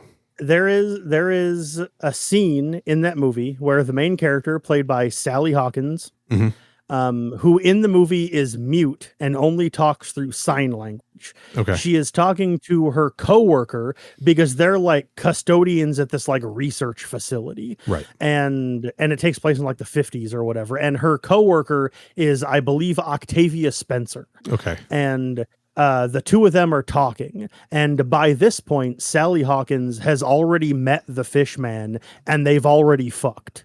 All right. So Sally, because again, I don't remember what her character's name is. She's telling, well, quote unquote, telling, because it's sign language, but she's telling Octavia Spencer that they hooked up last night. Okay. And Octavia Spencer is like, how? Because they've seen the Fishman, and he just has a smooth bulge, right. and he doesn't have a visible dick. All right. Okay. Yeah. Okay. And listeners, I'm so sorry. And she asks Sally Hawkins how they were able to have sex. Okay. And she does this. She does. All right. That. She does that GIF that I just sent you in the chat. Okay. All right. The reason I'm bringing that up, listeners, in case you haven't seen the movie, she is cupping her hands together in a dome, and then she's pivoting one of them, extending a finger out, implying that the dome opens up and his dick comes out from that. The reason I'm bringing that up, don't worry, this is not a non sequitur. The reason I'm bringing this up is because while Larry is standing there talking to Corgan and Ashley, Corgan goes, Larry already said that he is a male of their species, but he doesn't have a dick. Where's his dick? I don't see his and penis. Then he looks and he goes, well, he does have a weird little skin flap right around there. Maybe the dick just kind of comes out of that. And then when he said that GIF from The Shape of Water immediately popped into my head, and I was like, oh, the Fishman from Shape of Water. Of course, I got you. I'm sorry, everybody. This is what happens when we record late. Bro, if we had recorded this at 1 p.m., I still would have told that story. Okay. All right. Fair enough. But it's nice to know that Corgan is not we spend a lot of time having to hear about his junk. It's nice to hear about Larry's junk a little bit. Well, to be fair, we only explicitly hear about his junk once. It felt like a lot of times, and this also feels like a lot of times to be hearing about Larry's junk. But anyway, let's move Larry on. has like a feed of the unbreakable womb like there in his little station, and on the feed they discover that Reynolds has gotten into the engine room and has figured out how to activate the ship. So they go, oh no, and they have to get on the lander and fly out to the ship right now before Reynolds takes off with it. The idea is that Larry will stop Reynolds from taking off with the ship, and if not, he's going to crash their shuttle into it and blow it up. Mm-hmm. Yeah, he hasn't told him that part yet. He's about to. He hasn't, but they'll find that out eventually. Yes. Yeah. And they make the plan, and then while they're watching the feed, they watch the CAN ship explode into bits. Yes, it's done. Gone. It's completely gone. We don't have to worry about it anymore, guys. And so the Unbreakable Womb is the only ship there is left now, other than the lander that they're on. The steel egg, this lander, which is not made for deep space travel, is just the steel egg and whoever's on there, whatever xenomorphs or CANC soldiers, Larry, his robot, Corgan, Ashley, Reynolds, the Queen, and whatever other xenomorphs there may be. We've really dwindled. We sure have introduced a shitload of people, but we've also dwindled the numbers way back down. Yep. Yes. We also see Reynolds inside the ship. He gets surrounded by xenomorphs, and they're trying to get to him, but there's like a big, like a glass type, like wall between them, so they have to get through that first. Yes. So he's just like, uh-oh, they're getting to me, but they haven't gotten to him yet. And then Larry basically drops them off on the steel egg, and so they go in and they get a hold of these like I mentioned earlier, they're like bigger diamond flyers that are the size of surfboards that you like lay on like a boogie board and zip around on. This is for traveling in the horizontal tubes as opposed to the vertical ones. And something happens here that I will admit got an actual, real, genuine laugh out of. Corgan and Ashley are zipping down on these things, and Ashley looks over at him and goes, "So, what do you think Larry's real name is?" And then Corgan looks at her and goes, "If I had to guess, probably Lawrence." And that actually legitimately got a real actual laugh out of me. Yeah. That is exactly the kind of insanely stupid joke that I love making. It was genuinely funny to me. I didn't let myself, I wanted to, but I didn't let myself laugh at it. Big detail we missed. Mm-hmm. Larry blew up the base on Iapetus. Oh yes, that's right. He did. I did mention that in my notes, but I accidentally skipped over it while I was looking for another piece of information. He collapsed it behind him. Yep. While they were flying away, the entire Iapetus Ridge collapses into nothingness. And as he even says, even if they were to go in there and look, they will not find any gift tech recoverable. It's all been transformed into ash, basically. I like this. I mean, it's John Shirley covering his tracks because he's writing a prequel and he doesn't want any loose threads hanging out there, right? Yeah, and that is exactly what happened to me. I was like, oh, the fact that it's completely recoverable means, oh, this is the reason why none of tech appears in later timeline installments in the franchise. That is correct. Yes, but basically it's also Larry saying, you guys as a species are not ready for this stuff. And Larry explicitly says that later on in the book. Yeah, so I'm you're not allowed to have our advancements in our technology.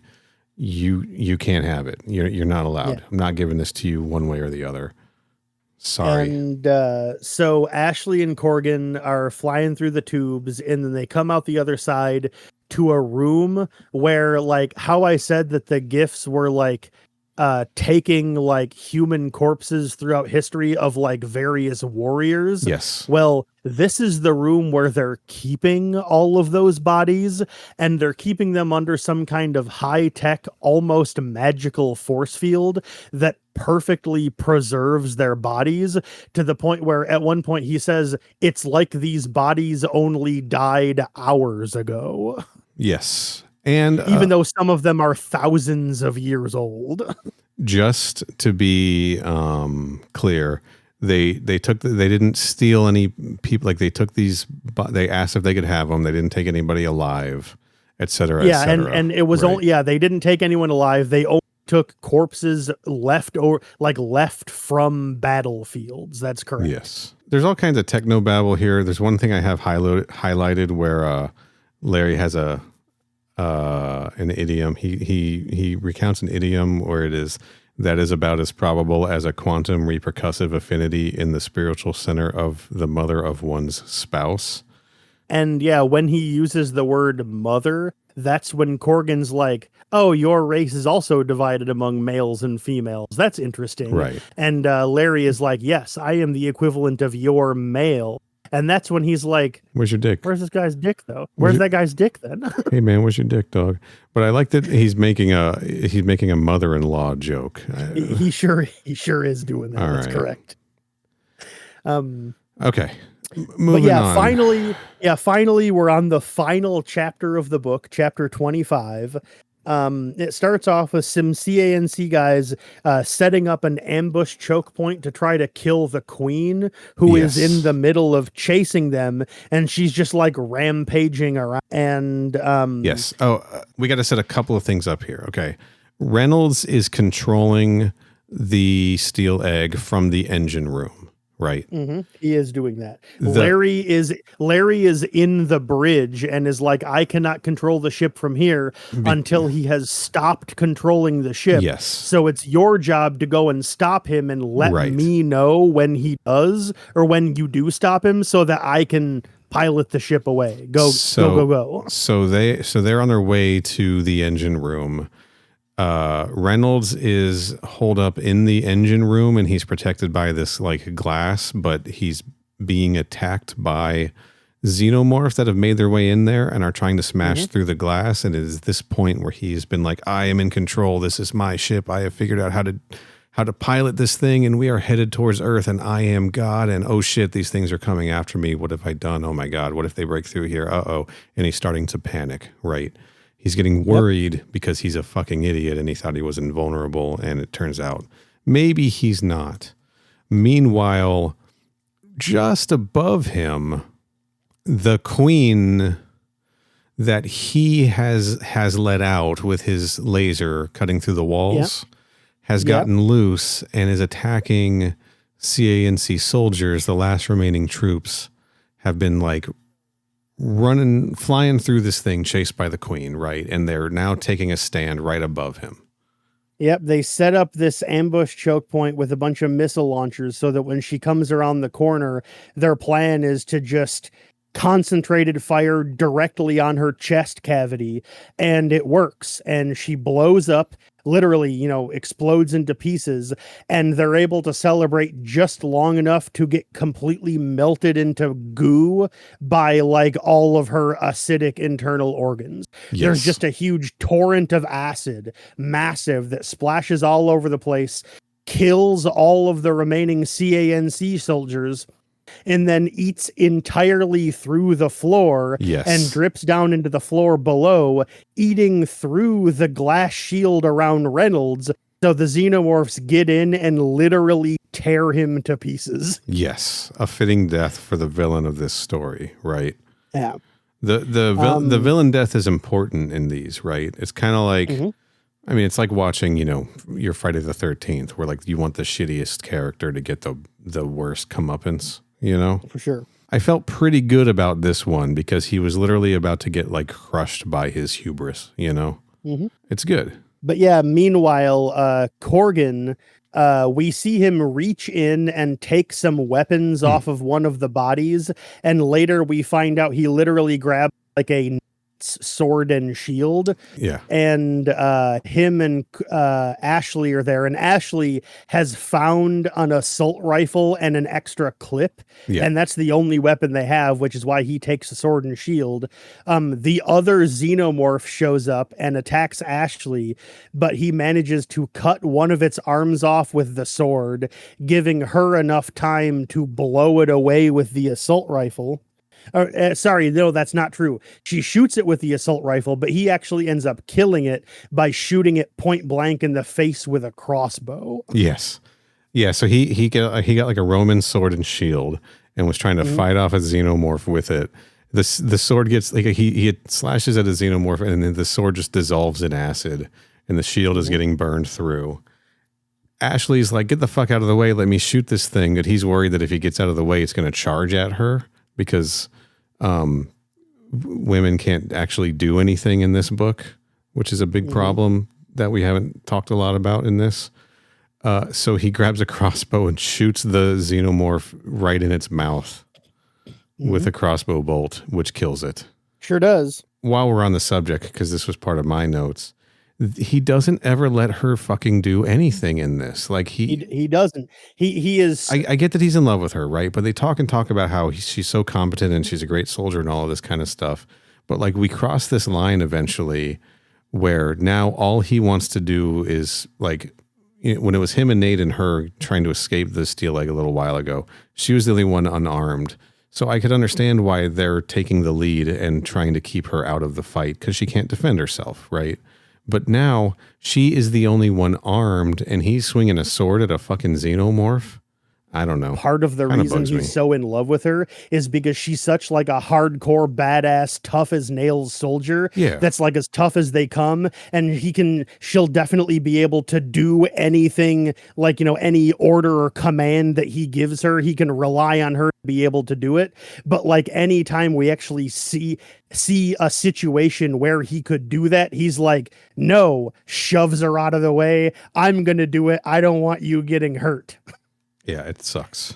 Anyway. But yeah, he kills it with a crossbow, and then here is the actual scene where Reynolds actually gets killed.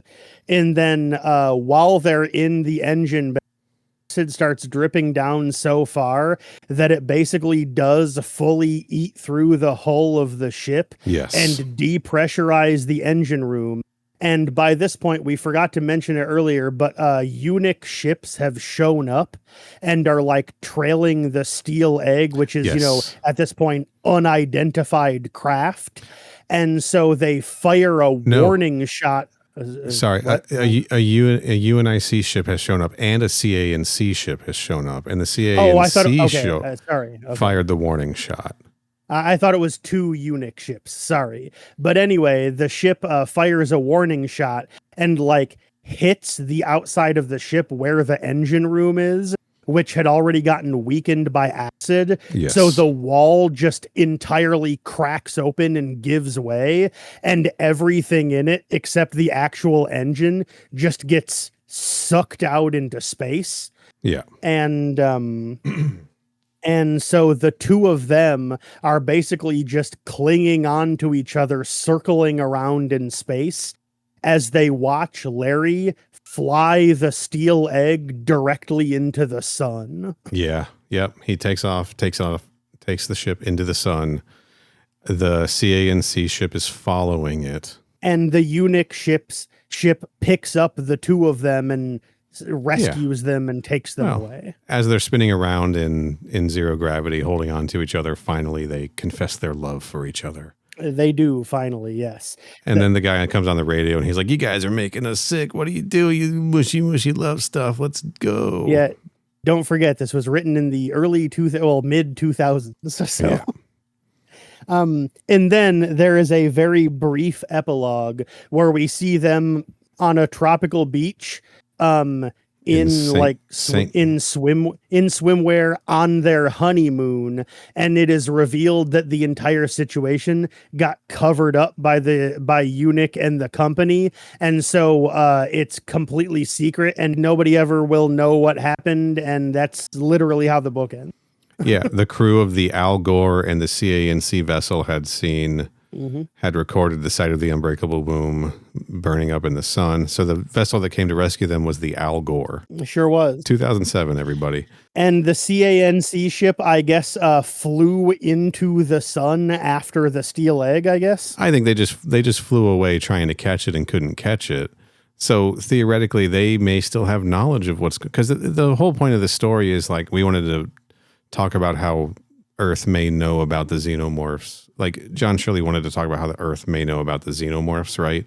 So either the CANC has knowledge of it and sold it to the company, or as this implies, the recordings from the cameras on the spacesuits and the ship were either bought or stolen by the company, and that's that's implied to be how they discovered xenomorphs exist. Later, Corrigan heard that the company paid off some people and took it from the UNIC. Yeah, that's the end of the book. I want to talk.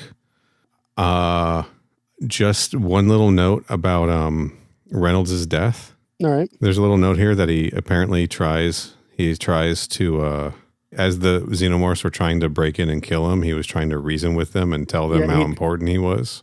Yeah, he tries to reason with them about how he's God now, so it's his destiny that he's not supposed to get killed. And you know what they do? They kill him. And his final words, "Mama." Yeah, like they even said he was trying to think of something clever and like history shaking to be his final words, but that was the only thing he could think of when it actually came time. He's an absolutely pathetic fucking villain. Yeah, he sure is pathetic as hell. That's true. You love to see it. And he also listeners, in case you're not able to picture him, picture a really big fat guy. And that's how you know he's evil, because it was written in the mid 2000s. And so if there's like a big fat guy, he's probably not trustworthy. Piloting a steel egg. Picture Dr. Robotnik. Yeah, that's also, yes, that's not an inaccurate way to describe him, because I'm pretty sure he even has like big glasses. Sure. Anyway, that's because he's also a nerd. Fucking nerd. He probably read Animorphs. Sitting there reading his Animorphs books when he should be, getting laid. I don't know. Anyway, like Neil said, that's a steel egg, folks. Yeah, it just kind of ends, doesn't it? It's sort of... It just kind of stops, yeah. I mean, it's a story about a few people caught in this thing, and, there's a lot of big shit happening around them, but it really is just a story. It's a story about, like, three people, really. It's really a story about Reynolds and then Corrigan and Ashley. And one thing I will say, like, I've made a lot of hay talking about, like, how, like, horny this book is and how much editing, like how it needs another pass of editing. Yeah. The one actual real like meaningful structural problem that I think the book has that isn't just like tweaking, but like it actually needs like an overhaul in this one specific way, is that I do not find the climax sufficiently climactic enough in comparison to what came before. Like it has, like, this is a problem I've cited before on other stuff. Like, I thought the MCU Captain Marvel movie was pretty good. I enjoyed it overall. The one problem that I had with it is that structurally, I didn't think the big climactic fight between Brie Larson and Jude Law was like climactic enough. When I was watching the climax of the movie, I didn't know it was the climax of the movie until after the scene ended, and because the movie was over after that. And I went, oh, that was the climax of the movie? Like, this was basically the same way, where like all this stuff was happening and it didn't feel meaningful, escalated enough from what came before for it to be like the big emotional swelling cap of the story. I thought it should have been bigger. I think what he I don't know how it would have been made bigger. I just think it should have been bigger. I think what he was literally going for was all of these people descending on this thing to try to claim it for themselves or get what they wanted out of it. literally ended up literally tearing it apart, right? Yeah. Like between the CANC killing the queen, all of them, the remaining ones of them dying in the process, them showing up anyways and getting xenomorphs on their ship and then blowing up their ship by accident, apparently. Yeah. Like, but killing the queen and breaching the hull and killing Reynolds, who was underneath there trying to control it, and like just all of these people after this thing ended up literally ripping it, literally ripping it to pieces. It was like the hull was blown out and all Larry could do was fly it into the sun to keep it out of everybody's hand. And everybody died except for our heroes who were not trying to claim it, who were literally, I think Corgan had moments of like trying, like thinking maybe they should, but then he was like, no, this is too dangerous. We got to get rid of it. Right. Yeah. There was, he spent most of the book just being like, I'm only here because I was ordered to come here. These are my orders.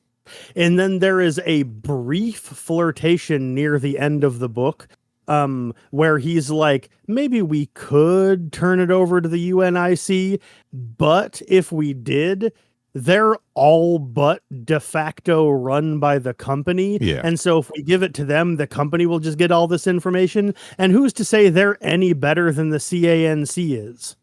Yeah. So he decides not to do that. And that's like the only flirtation they ever really get out of like, him maybe taking this over.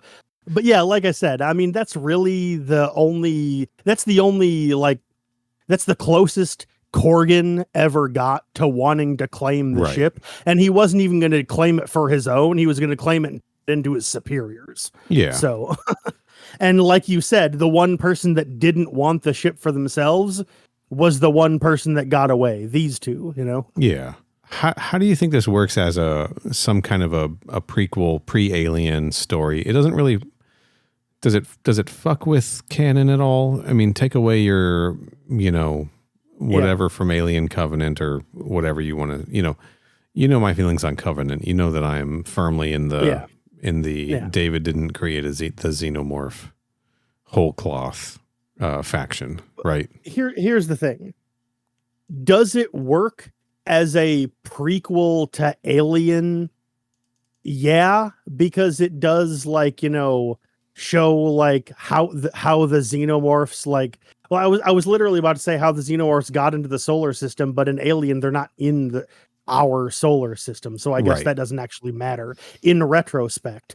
But like the one thing that gets me about it is that in Alien they imply that the aliens came from hundreds or thousands of years ago.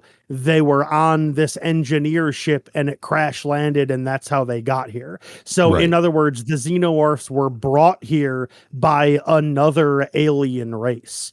This book is ostensibly supposed to be the prequel that explains where the xenomorphs came from, and the explanation that this book posits that the xenomorphs came from is that they were brought here by another alien race. Yeah. So they didn't they're not telling us anything about where the xenomorphs came from because we already know that they got brought here by somebody else. The goal wasn't to tell us where the xenomorphs came from. The goal was to tell us how the company found out about the xenomorphs. Okay, fair enough. You've got me there. And that is a good point and an important distinction. So to that end, for it to just be a sentence on the last page or the second to last page of Corrigan heard that the company paid off the UNIC and took that footage is a little bit like, all right, that's not much, but it's something, We just spent 250 pages reading about something that I don't want to say doesn't matter, but it could have just been like, oh, they got footage of like some other alien ship that had xenomorphs on it, and that was the first time that humans ever discovered xenomorphs existed. Like we didn't need to know the specifics behind what was on the footage, but like now that we do, I suppose it's fine because like we said, we both like the book, so it's not really like a problem. It is just kind of weird that, like you said, it was a throwaway line, second to last sentence of the epilogue of the book, and that's like that is literally the author's stated purpose of writing the book, and he gives the thesis statement of his book as a throwaway line in the second to last sentence of the epilogue of the book. So what I think we're ultimately left with was a pretty fun alien book that brought in another lowercase a alien race, which I have mixed feelings about, but ultimately I'm fine with it because I think populating the greater universe with other species is a fun idea, you know? I mean, I don't remember if I've ever gone on record on the show before, but I would like to see other lowercase a aliens in the alien universe. Me too. I'm not sure I'm specifically a fan of the GIFs, you know? Yeah. I'm not. I think you mean the Eloids. Get sorry, it right. Okay. You're an Eloid truther. I'm not a big fan of this particular species. Maybe I don't think I'd want to see. I don't think I'd want them to be mainstays. But yeah, I mean, I wasn't like grabbed by them. No, they're not that interesting. But if they're going to invent an alien race, there have been stupider ones that have been invented than GIF. So right, but if it feels a little out of place in the greater universe to me from what I've been exposed to, you know, maybe that was the point. He was like, I'm not going to make a predatory, violent species. I'm going to make a more of a peaceful species that's kind of goofy looking. Okay, sure. There's room for that. Whatever. The tech feels a little bit more Star Warsy to me, maybe. Yeah, a little on the inscrutable side. It's the type of tech where it kind of feels like it's just magic with metal. Yeah, exactly. Like it operates in a way that doesn't feel real high tech. It feels like it's just magic, kind of. Yeah. So I think there's a bit of a missed opportunity there for there to have been, because if the idea is that these xenomorphs have evolved in space on spaceships to blend in with traditional spaceship tech, alien tech that we see, and they fit in on Earth ships, and they can fit in on Yautja ships, and they can fit in on engineer ships, and all of these other kinds of tech that we've seen.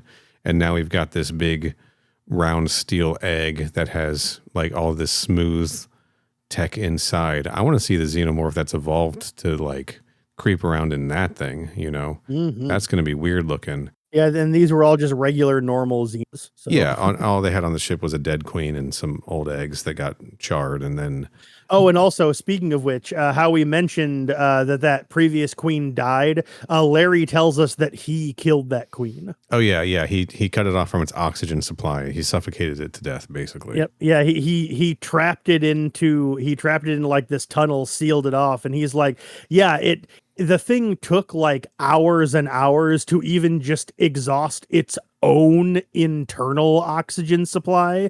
And so it took a long time until it finally suffocated. Yeah. But yeah, it did. That dead queen down there, it's because I killed it. Hell yeah, go Larry. That's right.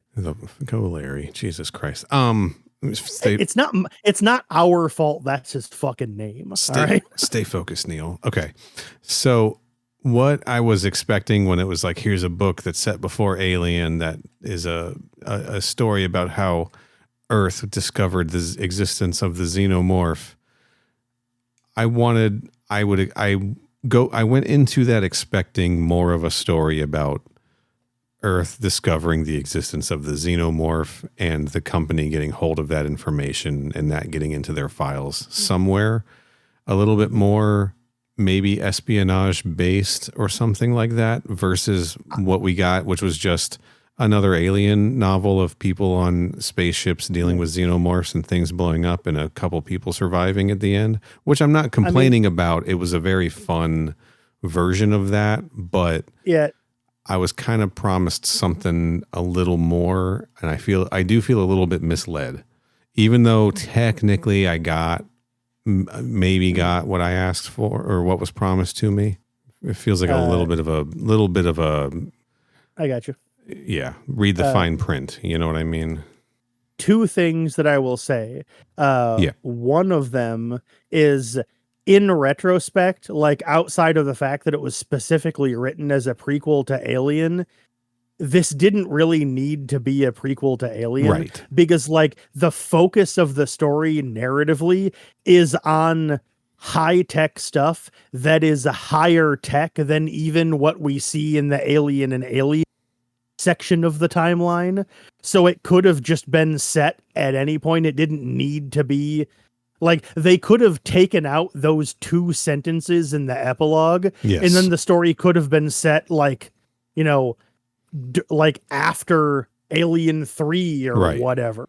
The other thing I was thinking of is that what you were expecting, I mean this completely unironically, the story you were expecting is literally Covenant Origins if there was xenomorphs in it. Yeah, which is maybe all I'm looking for a little bit here. And maybe that's what Alien Earth is going to finally be, and I'll shut the hell up about it, right? Maybe, who knows? In New Plethora City or whatever it's called. Yeah, whatever. I got to look that up. Hold on. Just keep talking. Just I mean, I didn't really have anything else to say, but sure, I guess I could keep talking. So yeah, this book's really horny. all right. Here we go. It's loading. Sorry, I said that as a joke because every time I bring it up, you're like, all right. So I said that as a joke just to try to get you to say that again. I don't know actually where it takes place at. I'm looking it up and I don't see it anywhere. Riverland Research Center. Engines. There's a city. This is a teaser I haven't seen. See, I'm trying to avoid. Guys, we're trying so hard to avoid spoilers. Prodigy City. There we go. I knew it was like a stupid like superhero comic book sounding name. Yes. And I do want everyone to know, like, you guys know by now, we avoid trailers, we avoid teasers, we avoid articles, we avoid spoilers for things coming out, because the purpose of the show is that we're experiencing a lot of this stuff for the first time, and we want to go in without any specific expectation. We want to go in as blind as possible, right? Mm-hmm. Without being set up and having too many things tipped for us. You know, and that's not just for the podcast. That's how Kenny and I consume media in general, right? You're not a trailers guy, are you? I have not watched a trailer in probably 3 years. I stopped. I don't watch trailers. I don't watch like pre-release footage, teasers. Like, I don't watch any of that. Literally the only time I watch a trailer is when I go to the movie theater early enough to see the trailers they play before it. That is literally the only time in the last several years I've seen a movie trailer. Yeah, same here. And you know, I do try to avoid that as well. Several years ago, I don't know, 10 years ago, realized that I enjoyed movies a lot more when I went in, you know, if it was without having my expectations tipped for me. I'll tell you what it was that did it for me. Dread. I watched Dread without having seen any teasers or trailers for it, and I remember my expectation for it was like, oh, they're doing another one of these. This isn't going to be very good. And then I watched it and I was like, this is fucking incredible. Imagine. It rips. Yeah. That movie is so fucking good. Yeah. And so like, that sounds kind of counter to what I'm saying, where it was like, well, maybe if you had seen the trailer, you would have known that it looked good before you went in. But it's like, no, the point is, I like going into a movie 100% surprised, like, and then the fact that it turned out to be good is not the point of your story. The fact that you were surprised that it was good is the point of the story. Yes. If you had watched the trailer, you would have known that it looked good, and so you would have you wouldn't have had your expectations being exceeded when you go to watch it. Yes, the experience I think was better because I went in completely blind, versus had I gone in watching trailers for it. You know, it was just a movie I had known nothing about, and I just ended up watching it. I think I rented it on Redbox, like a Redbox rental or something too. Like, you know, R.I.P. Redbox. That's right. Yeah, man. So yeah. Anyway. So Kenny and I we don't read articles. We don't watch trailers, not just Alien stuff, Predator stuff in general. We just don't do it because we like the experience of seeing this footage for the first time seeing the movies. Like me, I'm a little bit more pragmatic about it. Like I'm just like, oh, if they announce a movie or I see that a movie is coming out and I hear like a description of it, I'll look at it and go, huh, does that sound cool or not? And then if it does, I'll decide I want to go see it. And if it doesn't, I'll decide I won't. I won't watch any trailers or anything for it. So even if the movie actually turns out to be something I would like, if when I first see it, I don't think I would like it, I won't watch it. I'm just like, once it comes out and I find out about it, I make a snap judgment as to whether I want to see it or not. And then that is what I do. I'm a little more open than that. I will check things out down the line. So yeah. Anyway, but like, certain things they know they've already got our money for Alien, right? Yeah, for sure. All right. But, well off topic here, and we were going to try to make this a quicker episode, and we're almost at 3 hours. We sure are. Final thoughts on Steel Egg. I think it's a pretty good Alien book. I don't think it gave me enough of what I was expecting, and maybe some of that is me having unfair expectations for it, when really this was just another Alien book that could be set in any point in the timeline. I think the absence of synthetics implies that it would happen earlier on in the timeline, right? Just in general. Yeah, because there are robots, but there's no like APs. It was a good Alien book. It was fun to read. A little horny. The end happened pretty quick. It was a little strange to me that we're finding a living specimen of the gifts on with 3 chapters to go in the book, and we just rapid fire from there, tear through the rest of it.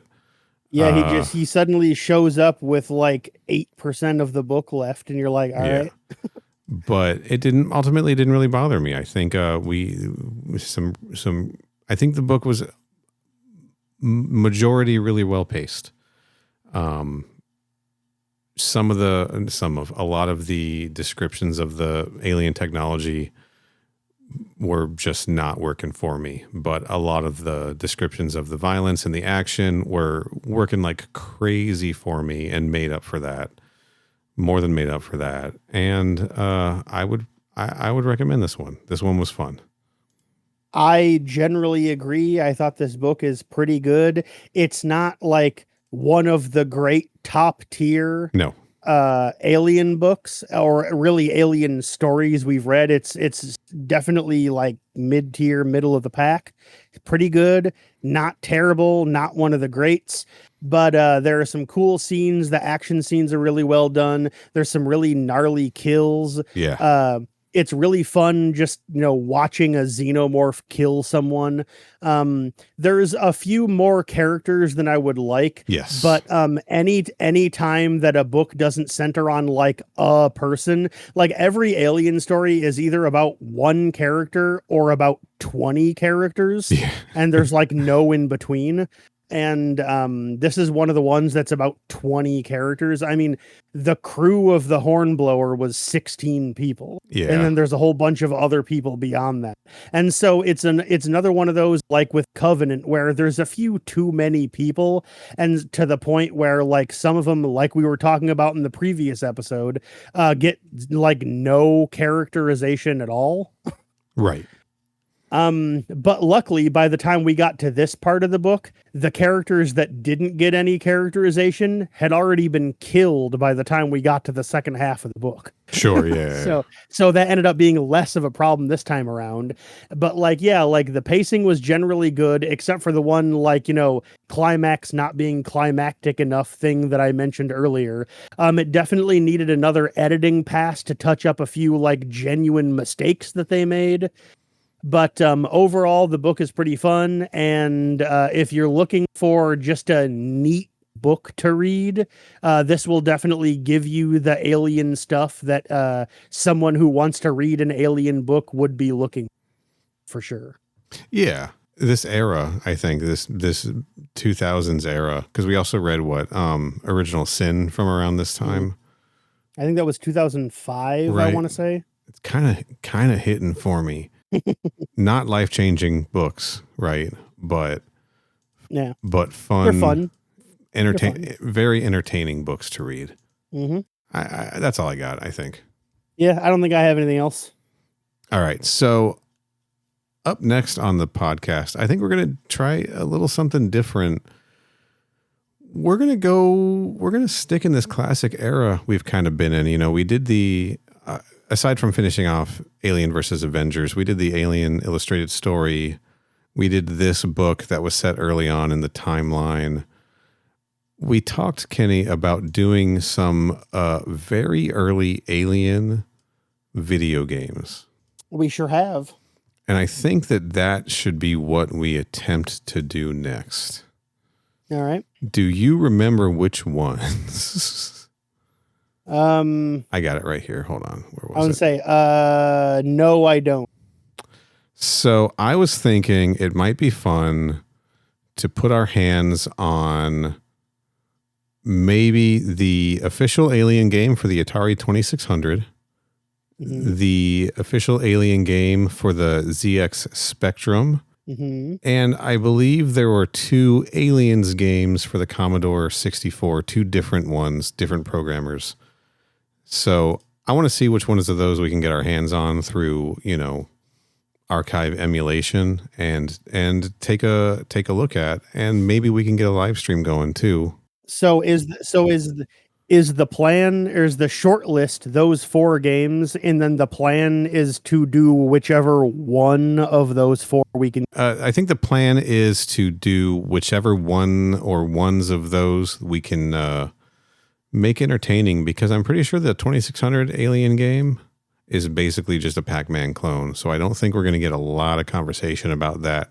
My plan is to do multiple, and the episode title will be Old Alien Games. All right. So if we can, do you want to try to do all 4 on the episode? If we can. I guess I'm going to have to be busting out my emulation machine, i.e. the Steam Deck. we will figure this out and we'll figure it out. And again, we're going to have to. Yeah, I think it would be fun to live stream. So youtube.com/@crewexpendable if you're not subscribed over there, because that's where you'll get the live stream and the VOD, or twitch.tv/finalneil. I'll probably stream it over there as well. We'll blue sky Instagram threads about it.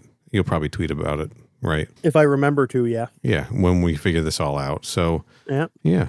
Old ass video games, old ass alien video games. That's what we should call it. Old ass video or alien video games. Old ass, not old alien video games. Old ass alien video games. You got to put the ass in there. We'll do it. All right. Anyway, that's what's coming up next. We haven't played a game in a while, and so I was like, hey, we're in this classic era of the canon. Let's just go all the way back to the beginning.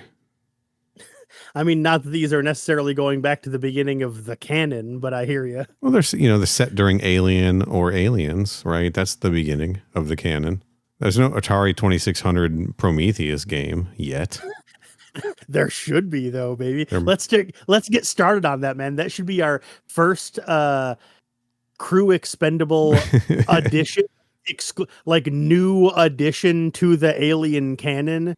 Is an Atari Prometheus game, or a Crew Expendable based Atari 2600 game. If anyone out there programs Atari 2600 games for fun, because people do that, mother at crewexpendable.net. You imagine a little Coolerbot sprite hopping around in like an adventure clone. I could, right? Little platformer game. It'd be incredible. Somebody let us know.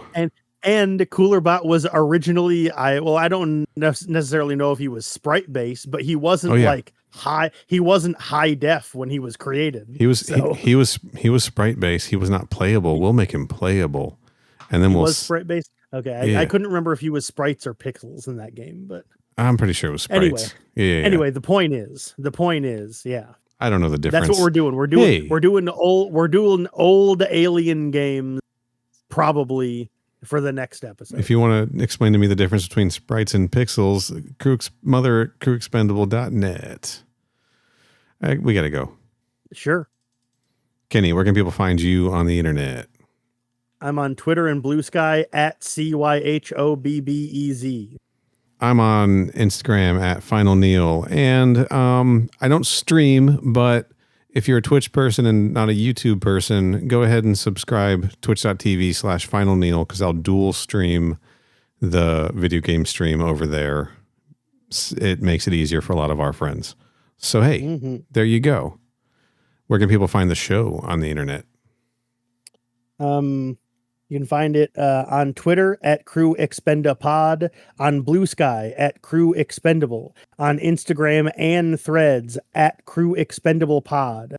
The website is crewexpendable.net, and Neil already plugged both of these: the email, mother@crewexpendable.net, and the YouTube, youtube.com/@crewexpendable.